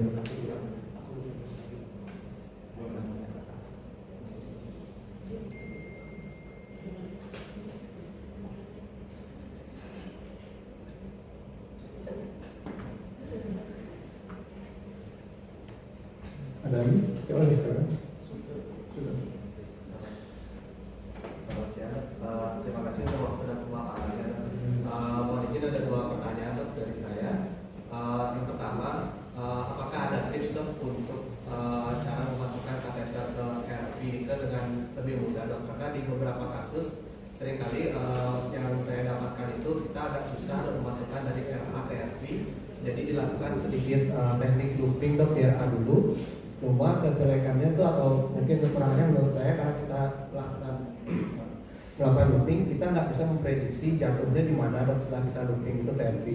Dan pada saat itu pengalaman saya karena pasien itu sudah berulang kali VTVF dan juga waktu itu simptomatik beradi, sehingga hal itu mungkin agak membuat susah juga dok dari teknisnya juga dok. Apakah ada cara yang lebih atau tips lain dok untuk mungkin mempermudah untuk cara masuknya kateter dari RA ke RV dok? Lalu pertanyaan kedua dari pemilihan pasien dok. Tadi kan sampun dokter jelaskan bahwa mungkin heart rate di bawah 40 merupakan salah satu indikasi yang bisa kita pertimbangkan dok untuk melakukan TPM. Cuma mungkin apakah ada dari pemeriksaan evaluasi lain seperti misalnya ekokardiografi dok, apa mungkin cardiac index yang rendah itu pernah dibahas dok sebagai salah satu indikasi kita melakukan itu pada pasien yang beradi, walaupun pasien tersebut memang heart rate-nya masih dalam tanda kutip aman dok. Karena di kasus jaga yang pernah saya dapatkan, ada pasien usia 40 tahun dengan faktor risiko obes dan merokok. Heart rate-nya pada saat di UGD itu masih AV derajat 1 dengan 50-60, Cuma memang kadang indeksnya itu agak sulit dievaluasi, cuma kesannya memang turun dok di angka 1, sekian. Pada saat itu pasiennya memang menolak intervensi dalam bentuk apapun, namun dalam hari kedua, ketiga ternyata berevolusi jadi total update dok. Nah, mungkin apakah di sekian kasus mungkin kita bisa pertimbangkan agresifly untuk mungkin consider to TPM tanpa mungkin memenuhi kriteria alternatif simptomatik dari bradikadia tersebut dok. Nah, mungkin demikian pertanyaan saya dok. Terima kasih. Oke. Pertanyaan pertama, ada nggak teknik lain? Mungkin tips yang bisa saya lakukan untuk kasih untuk itu adalah jangan ragu untuk keluarin kateternya. Ya, kalau set ya kan tergantung baru keluar dari bungkus mungkin dia lebih lurus, ini kan karena udah dikeluarin. Kalau dan jangan lupa dengan manipulasi kamu sudah masukin mungkin dia sempat kinking segala macam, berubah sedikit dia bentuk kateternya. Kalau kamu yakin bahwa problemnya katakanlah nggak bisa masuk ke RA itu adalah karena kurang akut angle-nya, karena kurang masuk ya, atau mungkin tricuspid anulusnya itu dia lebih horizontal ya, karena kan tergantung bentuk ukuran jantungnya. Kalau dia tricuspid valve-nya ini dia lebih horizontal, tentu aja tambah susah dia untuk masuk turun, dan itu yang seringkali perlu kamu ngeluping di atrium supaya dia bisa lompat ke situ. Ya kamu tarik aja seluruh kateternya dan kamu bentuk curve lagi, kan kerasin lagi curve-nya. Jadi kamu perkeras curve-nya ini supaya dia benar-benar sampai hampir 180 derajat begini. Jadi nanti dari situ kamu bisa masuk kalau mau secara direct. Tapi kalau ada teknik spesifik khusus atau tips khusus sih enggak. Jadi yang penting kamu bisa dorong, kamu lihat curve-nya. Kalau memang mau bentuk curve yang looping dulu di radatrium, itu memang salah satu teknik yang paling bisa dilakukan. Paling menurut saya untuk looping di atrium itu cuma hati-hati aja, perhatikan tipnya lagi-lagi. Kalau sudah kamu dorong banyak, kok dia kayak nyandar banget tapi dia nggak juga mau bentuk loop, lagi-lagi mundur, coba sudut yang lain, cari tempat nyangkut yang lain. Intinya sih jangan kasar aja force-nya, dan terutama kamu harus be mindful keseluruhan body dari lead-nya dan ujungnya ini, dia gerak atau enggak setelah kamu dorong untuk memastikan loop-nya. Kalau dia udah mentok begini, kamu udah lihat dia begini, kok nggak mau gerak ya, tapi kamu dorong itu, kamu nggak ngelihat nggak ngelihat bodinya seluruh ini nggak bergerak, itu hati-hati. Kan itu berarti dia sedang tension tinggi sekali, dia sedang menusuk banget gitu loh. Jadi ingat, force longitudinal kamu itu harus proporsional dengan perubahan bentuk kateternya. Itu yang kuncinya. Dan seperti saya bilang tadi, yang paling sering itu mungkin yang menyebabkan pitfall itu adalah karena kalau muter itu memang suka telat. Kita suka mikir kalau maju mundur juga telat, padahal maju mundur itu harusnya memberikan efek yang nyata di ujung kateter. Itu dia yang pertama. Terus pertanyaan kedua,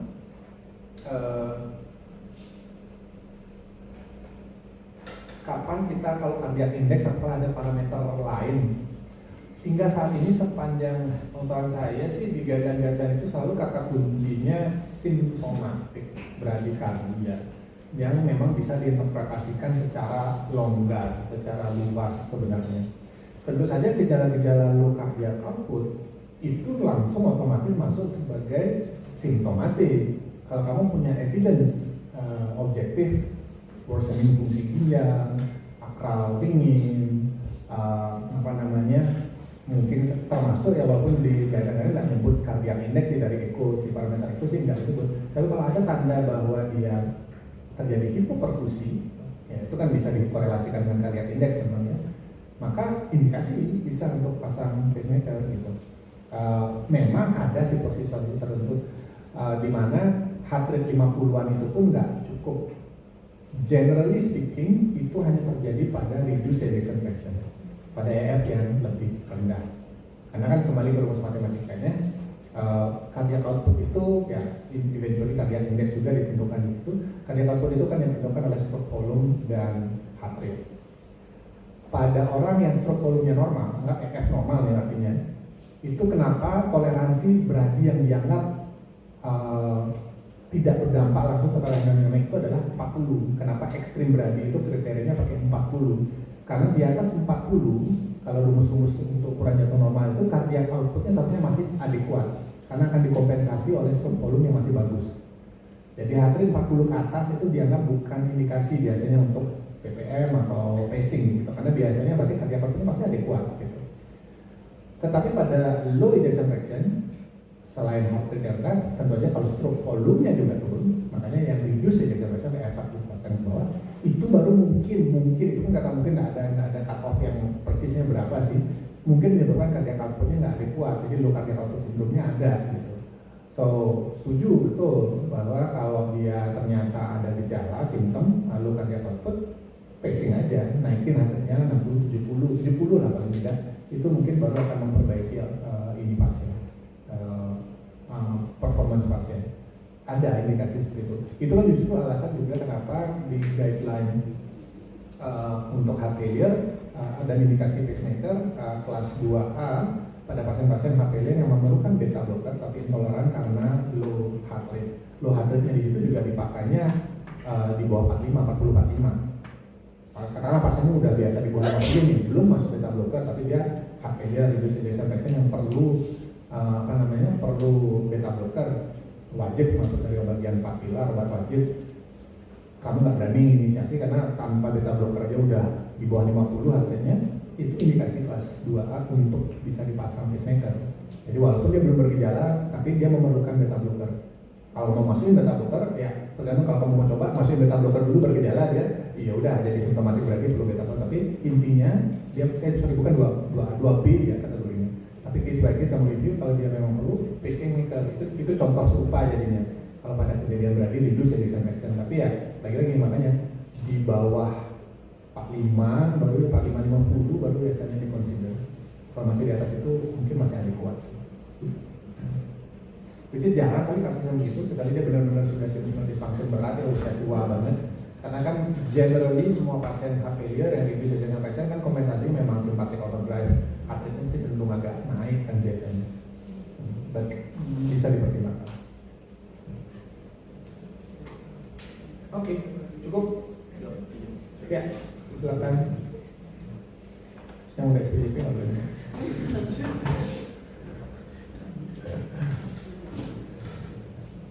Nah, dulu. Jadi bertanya lagi, apakah ada view alternatif lain selain AP ini untuk memastikan DPM itu memang pada posisi yang appropriate, terutama pada pasien-pasien yang memang dia ada perubahan struktur dan ada view lain untuk memastikan untuk temporary pacemaker. View-nya frontal aja sih yang lebih dipakai. Kenapa? Karena dari view itu sudah cukup memberikan kita informasi kemana atau di mana arah tip dari temporary wire kita. Kalaupun mau ke view LAO, view lateral, itu biasanya untuk hanya membantu mendiferensiasi apakah ini ke arah free wall, ya, ke arah free wall RV, atau sudah lebih ke arah septal. Which is mungkin bermanfaat kalau kita mau mencari lokasi yang lebih safe. Seperti saya bilang tadi, septal itu selalu lebih safe daripada free wall, karena kalaupun perforasinya ke LV, risiko untuk bikin hemodynamic stability karena nggak ada tamponade dan bisa nutup kembali biasanya dan tanpa surgical itu bagus kalau LV septum, kalau septal perforation dari LV ke LV. Tapi tanpa merubah view fluoro pun, itu kan kita bisa tahu dari EKG. Itu makanya tips tadi untuk melihat EKG. Kalau dia di view pasti dia akan lebar dengan aksisnya juga biasanya dari kanan ke kiri, dia untuk bilik satunya positif, artinya bilik satunya. Nanti kalau reseptal dia akan lebih narrow, difasik dari bilik 2-3 VF-nya, bukan negatif aja. Dari situ aja cukup dan biasanya jauh lebih cepat kita taruh tempel tes lihat EKG. Makanya ketika kita tes capture itu kita bukan hanya lihat capture atau enggak seharusnya, kita lihat morfologi KRS-nya kayak gimana. Itu jauh sudah cukup sih sebenarnya. Kalau mau view tambahan sih boleh aja, tapi biasanya nggak rutin kita sarankan sih. Ya, saja. Jadi tanya, kalau di luar di ruang rawat, kan biasanya kalau yang sering kita ketemu pacemaker loss capture di solusi kita, second output sampai terus perlu tinggi reposisi. Ini mungkin saya ingin tanya kapan kita bisa curiga itu suatu sensing problem, Dok? Dan juga gimana kita selama ini semua kaca yang saya pasang dan yang tidak saya pasang yang saya rawat selalu sense-nya 2,0. Apakah ada setting lain dan kapan kita pertimbangkan untuk pengaturan sensing selain dari output? Ya. Manajemen setting setelah terpasang ya, memang ada dua variabel, tiga sih sebenarnya yang bisa kita set. Kita set rate, kita set sensitivity, sama kita set output atau thresholdnya. Memang selama ini yang biasa kita ajarin kan dia fokus ke thresholdnya, kita mau tahu capture-nya berapa, set outputnya tambah bisa 2 kali lipat atau setidaknya tambah 1 volt dari thresholdnya supaya dia capture-nya stable. Kapan kita perlu mengutak-atik sensitivity? Itu mungkin hanya pada kasus-kasus yang intermittent AV blocknya atau yang memang rate-nya naik turun ya. Jadi kalau pasien-pasien yang udah PAPB memang gitu, nanti makanya jarang kita perlu mengutak-atik itu. Dan kenapa di set 2,0? Karena itu biasanya ya default nominalnya dan R wave-nya biasanya itu di atas 5 biasanya kalau dia posisi bagus capture-nya, sehingga dia udah lebih dari separuh, udah kurang dari separuh, selalu akan sense proper, nggak under sensing. Kapan kita curiga under sensing? Itu harus lihat dari EKG-nya. Kalau kamu lihat dari monitor EKG-nya, kalau memang pacing yang konsisten kan biasa lah kita lihat rate-nya akan di monitor juga 60 gitu ya. Begitu kamu lihat angka, misalnya yang bisa 60, monitor 60. Begitu kamu lihat angka di monitor itu berubah-ubah, itu jadi irregular ya, itu kamu curiga ada problem, either dia memang ectopic aja PVC, atau jangan-jangan dia under sensing karena akhirnya dia ada kayak interpolated PVC, jadi ada pacing, ada intrinsic QRS-nya tapi pacing lagi segera. Nah itu akan menyebabkan countingnya berubah. Cuman sayangnya saya nggak ada nyiapin slide EKG untuk mendeteksi sensing ya. Biasanya kita lihat jaraknya sih ya, kita lihat jaraknya. Kalau under sensing kan berarti mesin pacing, mesin temporary pacemakernya tidak melihat aktivitas listrik intrinsik. Artinya padahal dia sudah ada irama sendiri, tapi dia tetap pacing. Itu akan menyebabkan, itu kamu akan melihat dia sebagai sesuatu yang disosiasi dari gambarnya, istilahnya di EKG-nya, di monitor maupun di EKG-nya. Disosiasinya gimana? Kamu akan melihat pacing spike-nya konstan sepanjang satu strip EKG, katanya pacing spike-nya konstan, tidak bergeming sama sekali. Kamu set 60, 1000 milisecond, 1 detik itu jarak spike-nya akan tetap ada, tetapi diantaranya itu ada QRS lain. Itu adalah clue paling simpel untuk under sensing. Karena kalau QRS lain itu dilihat oleh mesin pacemaker, artinya sense proper bukan under sensing, maka timingnya pasti berubah kan. Karena kan gini, cara kerja pacemaker in general adalah kita set katakanlah rate-nya 60 kali per menit. Yang terjadi secara programming itu adalah alatnya begini. Gue tunggu 1000 milisecond, kalau nggak ada apa-apa, gue stroke. 1000 milisecond, spike, pacing dia. 1000 milisecond, spike, pacing. Kalau ada intrinsik, baru 500 milisecond, ada QRS, aku lihat nih, aku sense nih. Ya udah, reset dulu, hitung 1000 milisecondnya. Oh, 0 lagi. Jadi dia akan pacing 1000 milisecond sense yang terakhir itu. Kebayang nggak? Jadi kan 1000 jalannya. Ini baru 500, ada QRS sendiri. Maka 1000-nya itu adalah bukan dari 1000 pacingannya dia, tapi 1000 dari sense-nya itu. Itu kalau dia men-sense, melihat dengan jelas. Artinya apa? Secara jarak spike itu akan nambah spike-nya. Jadinya spike yang satu dengan spike berikutnya itu jadi 1500. Teman-teman kebayang ya?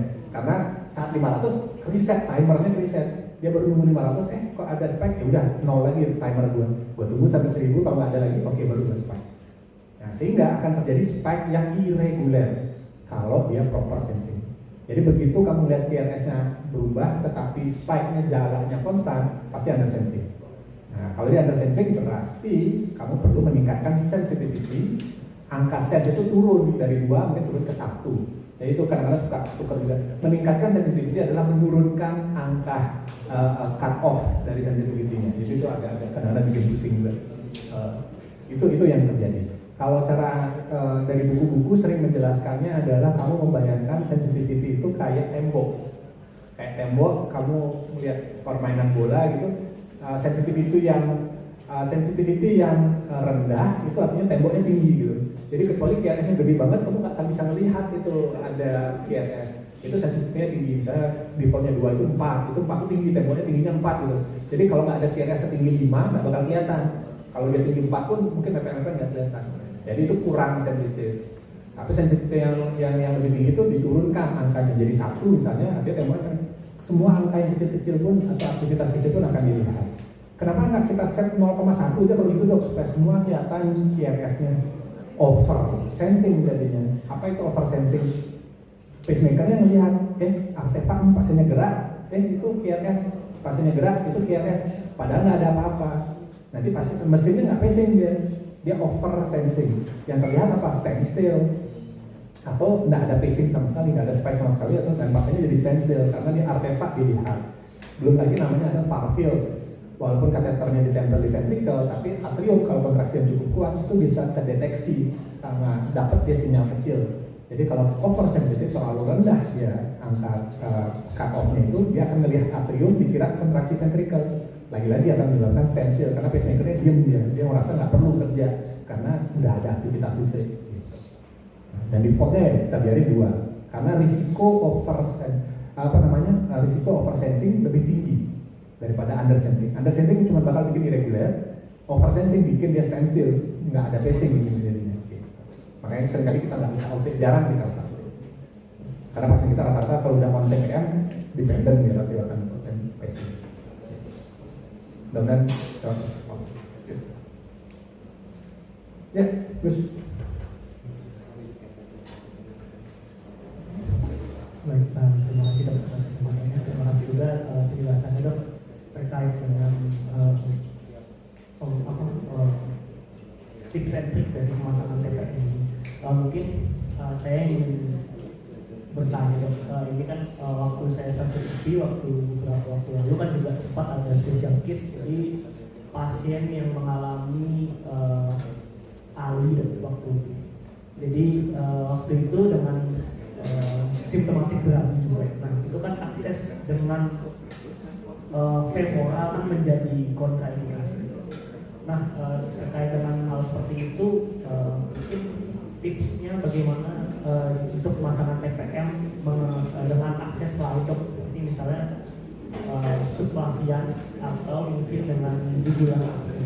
Soalnya kan mungkin kalau kita melihat PPM kan juga rata-rata menggunakan subclavian dan itu masuknya juga lebih mudah, angulasinya juga lebih mudah, dan juga mungkin bisa dengan USG juga dok.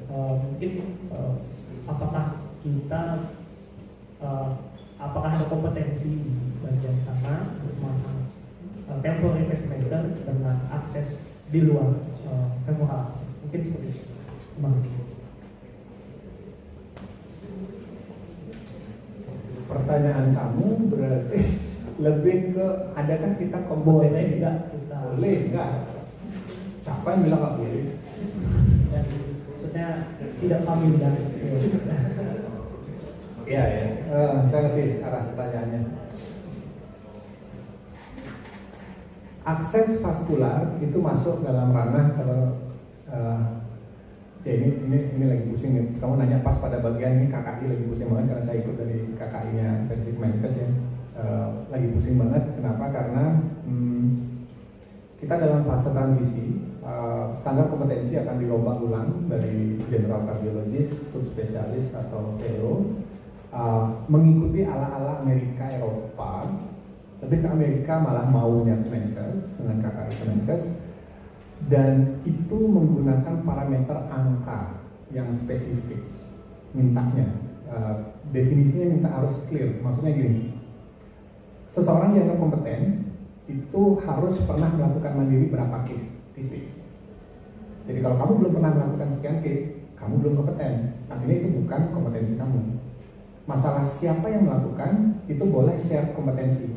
Anestesi pinter silakan, orang bedah vaskuler bisa silakan. Yang penting kembali ke number objektifnya itu. Ini menjadi problem, menjadi ngomong politik. Ini menjadi problem karena selama ini kita di kardiologi banyak kompetensi kita itu masih menggunakan bahasa awam. mampu mengelola tindakan pacu jantung sementara. Mengelola itu artinya mulai dari memutuskan mana yang perlu indikasinya sampai melakukan sendiri juga bisa. Mengelola katanya. Jadi masih soft tanpa ada logbook spesifik untuk berapa kasus yang pernah kamu lakukan sendiri mandiri yang membuat kamu bisa dibilang kompeten. Kenapa ini jadi problem? Karena kita belum tahu nih arahnya ke depan, nanti ganti menteri dan ganti lagi.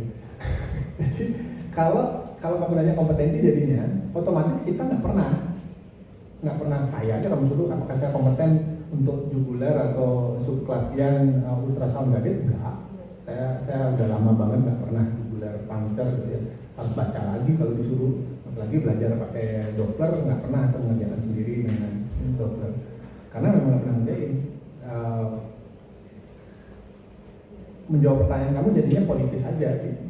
Kalau aturan kakinya masih seperti sekarang, seharusnya itu tidak ada problem dimanapun kamu bertugas saat ini. Yang penting kamu merasa mampu dan kompeten saat ini ya, dengan aturan saat ini. Tapi nanti kedepannya itu mungkin akan jadi problem karena kompetensinya benar-benar diminta objektif. Kenapa banyak orang juga yang akan melihat ini problem adalah karena sistem pendidikan kita kan beda banget sama di Amerika. Silakan.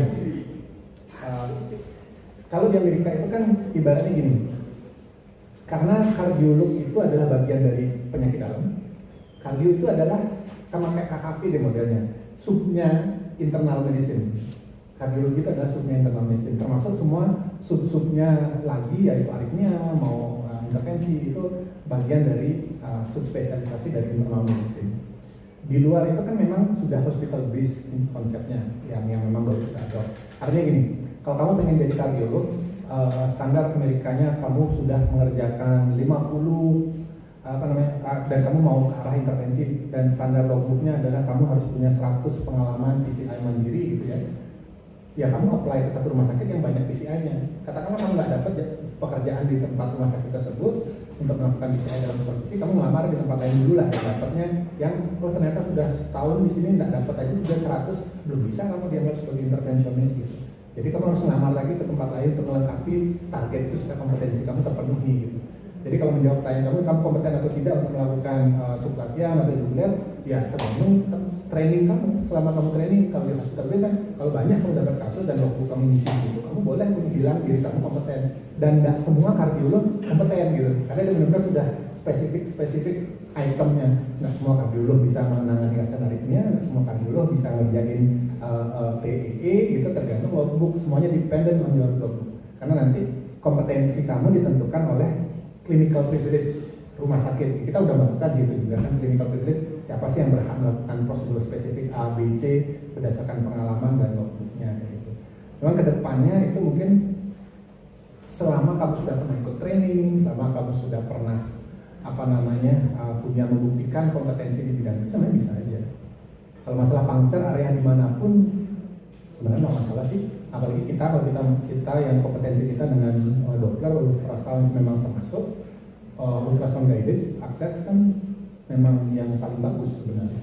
Cuman ya kamu harus belajar. Dan kedepannya mungkin nanti ikut course itu nanti bisa jadi sertifikat. Dan karena semuanya sudah online kan, misalnya kayak ini yang sekarang saya ada Pokja HCC yang adain basic sama advance ventilator gitu ya. Kalau kamu sudah SKP kamu tercatat sudah ikut basic, ikut advance, punya sertifikatnya, berarti nanti kamu punya kompetensi untuk menangani ventilator gitu. Yang nggak ikut gimana? Nggak boleh, walaupun general kardiologis punya dulu kompetensi yang dulu punya mengelola pasien di ruang intensif gitu misalnya, termasuk dengan ventilasi buat mekanik gitu misalnya, itu udah nggak bisa lagi nanti ini kan baru banget yang baru mau diketok palu. Kalau semua lagi sakit kepala nih di level senior, belum lagi perpecahan kan antara KKI perhimpunan sama KKI-nya Kemenkes itu ya, garuk-garuk ya.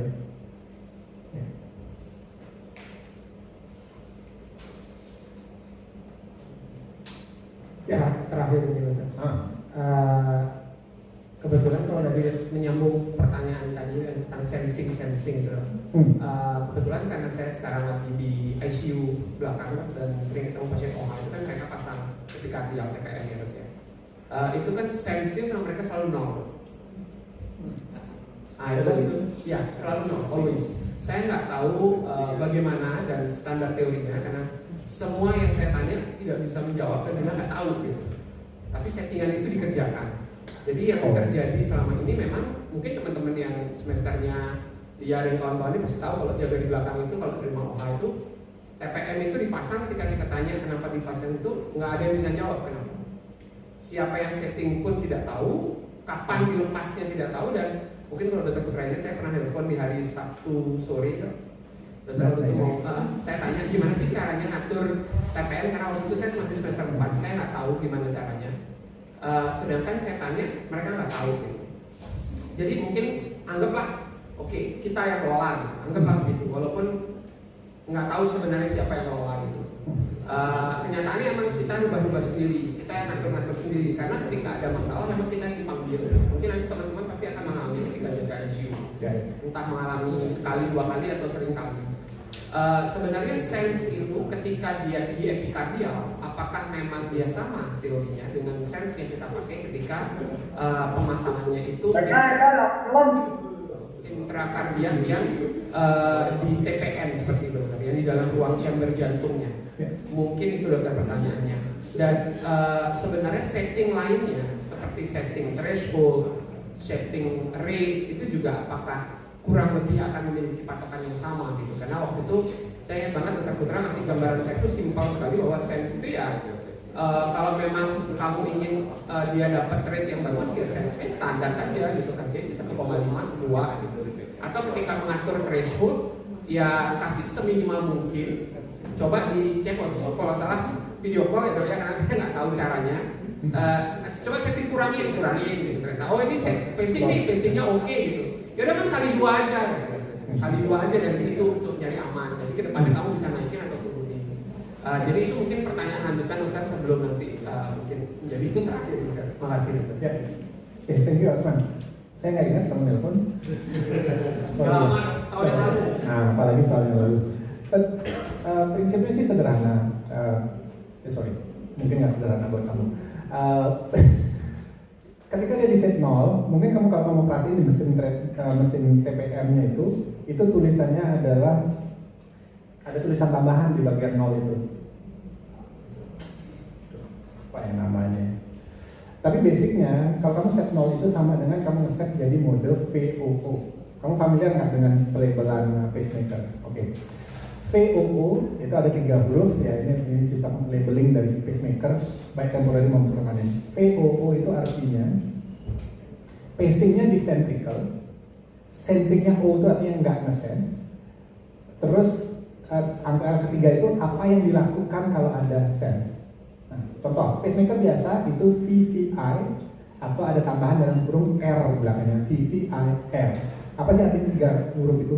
VVI pacingnya, posisi kabelnya di ventricle. Kalau dia D, dual tadi atrium dan ventricle, kalau pacemaker dual chamber, pacingnya di ventricle, sensingnya di ventricle juga, makanya VVI. I itu inhibit, menghambat. Artinya apa? Dia bakal pacing di ventricle, tapi dia sambil waktu yang bersama dia akan nge-sense, akan mencari di ventricle. Kalau ada sesuatu di ventricle, dia akan menghibit. Dia akan menghentikan dirinya dari netrum, dari ke-pace gitu maksudnya.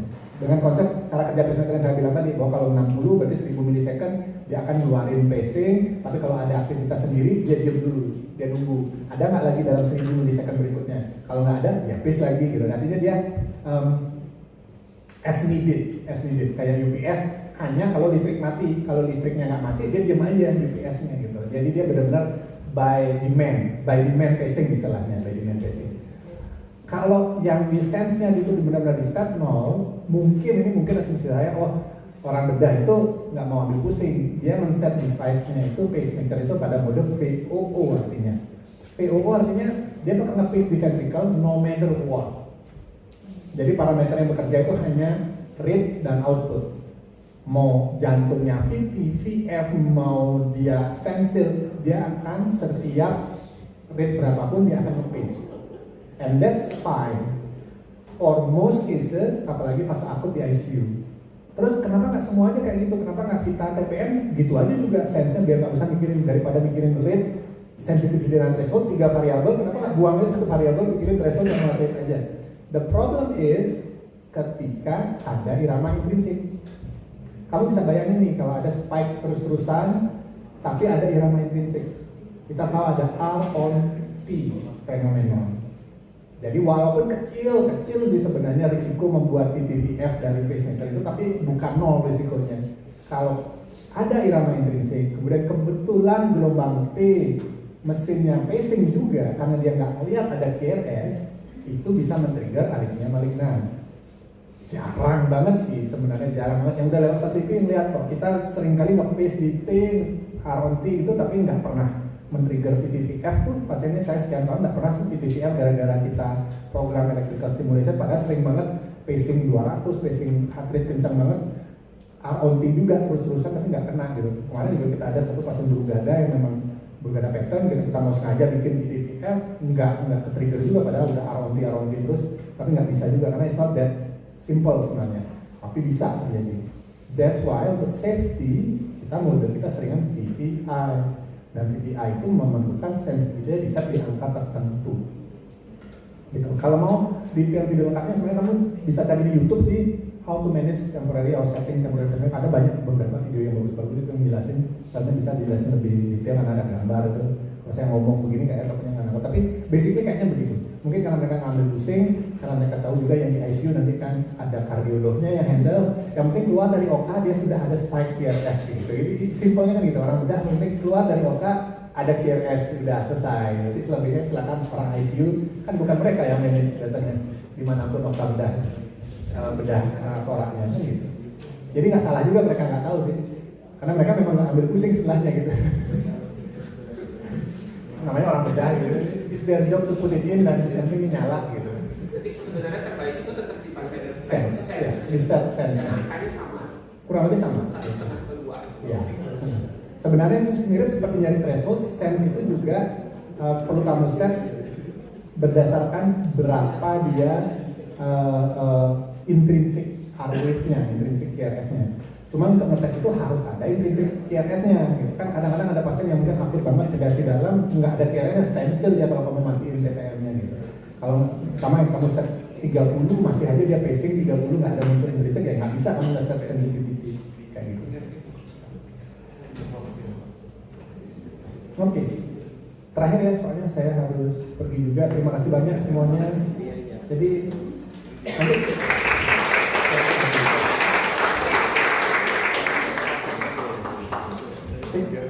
kuliah berikutnya masalah apa? Masalah bikin slide dalam 15 menit.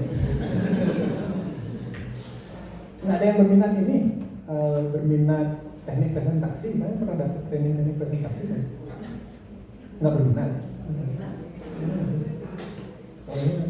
Saya mau sih ngajar dikit, soalnya saya katanya bisa pintar presentasi kata orang, saya bukan cerita sendiri. Kata orang saya nggak tahu, kalau kalian setuju itu kenapa enggak? Orang di PRK itu suka ngajarin kok acara teknik presentasi kan. Atau yang topik yang lebih populer yang kalau kita dulu hanya menarik tuh teknik optimalisasi pajak. itu ya saya merasa ada kompetensi sedikit di situ walaupun tidak pendidikan formal. Kalau mau dengerin boleh, saya senang ya ngomongin, kita senang ngomongin itu karena nggak tahu. Saya tadi nanya sekilas di internet, saya nanya kenapa nggak ada yang UGM ya di sini, kayaknya ada yang UGM ya. Saya juga bingung kenapa nggak ada orang UGM di sini. Kenapa? Karena saya terkesan sekali sama UGM. Terkesan sekali. Saya nggak tahu kenapa. Karena background sorry, anak saya baru aja berangkat ospek minggu ini di UGM ya. Saya nggak nyangka ada ospek kayak gitu. Karena yang saya tahu familiar kan ya UI saya tahu, UNUD kita tahu gitu ya. Ada beberapa kalau di Surabaya, ada teman-teman juga yang kuliah di Surabaya, UNER itu kayak apa. Saya nggak pernah ngobrol. Ternyata teman angkatan saya yang SMA itu cuma ada satu yang seingat saya UGM, tapi saya juga nggak pernah ngobrol di UGM kayak gimana sih kuliah kedokterannya segala macam. But saya terkesan sama mereka di UGM. Contoh yang simpel ya, orientasi. Hari pertama orientasi kan di level universitas, ya biasalah ospek level universitas ada kuliah studi general ya. Tapi pada saat yang bersamaan paralel ada namanya pengenalan orang tua mahasiswa baru. Jadi seharian tuh di situ orang tuanya jam 9 sampai jam 12 di universitas. rektor ngomong, ada alumnus, ada anaknya mantan presiden juga bicara ngomongin dari sejarah UGM,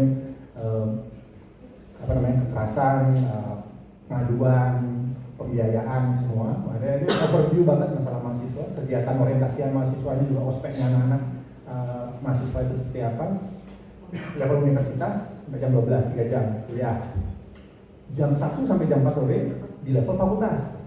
Dekan, lebih detail lagi mahasiswa kedokteran, bla bla bla, ngapain kurikulumnya, apa programnya dan segala macam.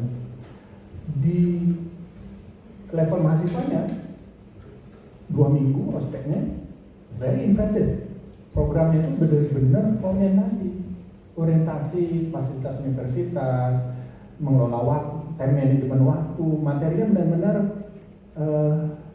menurut saya bermanfaat banget sebagai orang SMA yang baru tamat, belum punya bayangan kuliah itu ngapain aja, apa aja sih yang perlu diurus, bermanfaat banget. So I'm very impressed sama programnya mereka. So dan kemudian itu membuat saya berpikir, kenapa kita nggak ada orang UGM di sini ya, kemana aja berarti alumnus UGM itu biasanya ya? Ya di UGM lagi. Hah? UGM lagi ya? Ya, karena di persentasenya lebih tinggi.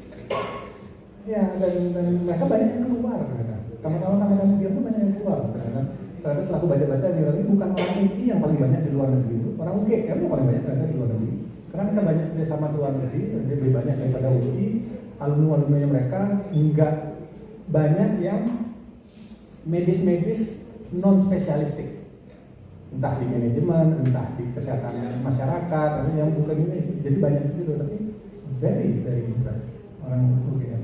Saya kaget juga ada program itu. Oleh karena itu juga terinspirasi oleh itu juga, nanti tanggal 22, 2 minggu lagi, saya di Prodi akan mengadakan pertama. Nanti silakan keluarga atau orang tua kalian ya, yang mau join via Zoom boleh.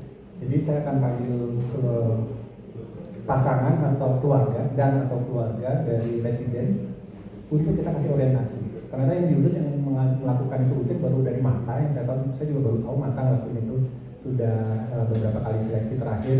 Mungkin karena berangkat dari kasus ya. Kalau dari Mata itu mungkin kalian pernah dengar 2 tahun lalu kasus dilaporkan ke jalur pengaduan Kemenkes itu karena bikin pakai mata babi untuk latihan skill training mata babi gitu ya.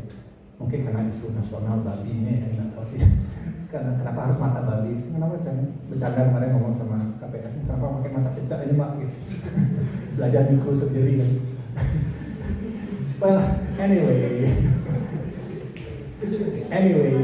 berangkat dari isu itu mereka ngadain orientasi ternyata udah gitu. Jadi setiap ada angkatan baru mereka manggil gitu untuk 1 jam 2 jam diskusi tanya jawab, ngapain sih residen itu, ngapain aja sih dunia kedokteran itu apa saja sih, karena memang benar kan laporan problem yang masuk, kasus di Undip, kasus di Bandung itu lebih banyak dimotori atau terjadi oleh keluarga kan, bukan residennya sendiri. Oke, residen perundungan ada laporan masuk, tetapi laporan-laporan yang lain cukup banyak itu adalah karena keluarga yang tidak paham, kok anak saya disuruh gini ya, kok anak saya nggak pulang-pulang ya, ngapain aja sih di rumah sakit segala macam dan seterusnya.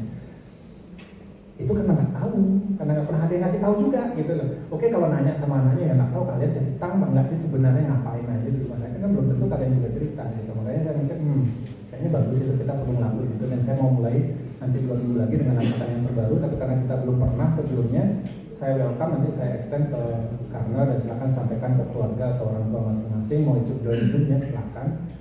Kita mau kasih overview ngapain sih residen, karena itu ngapain, nanti setelah tamat juga ngapain, nanti saya minta Dr. Hendy berbicara sebagai alumni karnanya ngapain aja, saya bicara untuk masalah proses pendidikannya sendiri seperti apa. Mudah-mudahan itu bermanfaat sih, karena kayaknya ya kenapa nggak dari dulu ya sih juga nggak ngerti. Saya impress sekali sama UGM, semua anak saya kenapa saya suka UGM ini. Saya heran ya. Dan makan di Jogja murah banget. Kaget makan beli soto berempat cuma 80.000. Karena enak soto. Oke, makasih, selamat siang semuanya.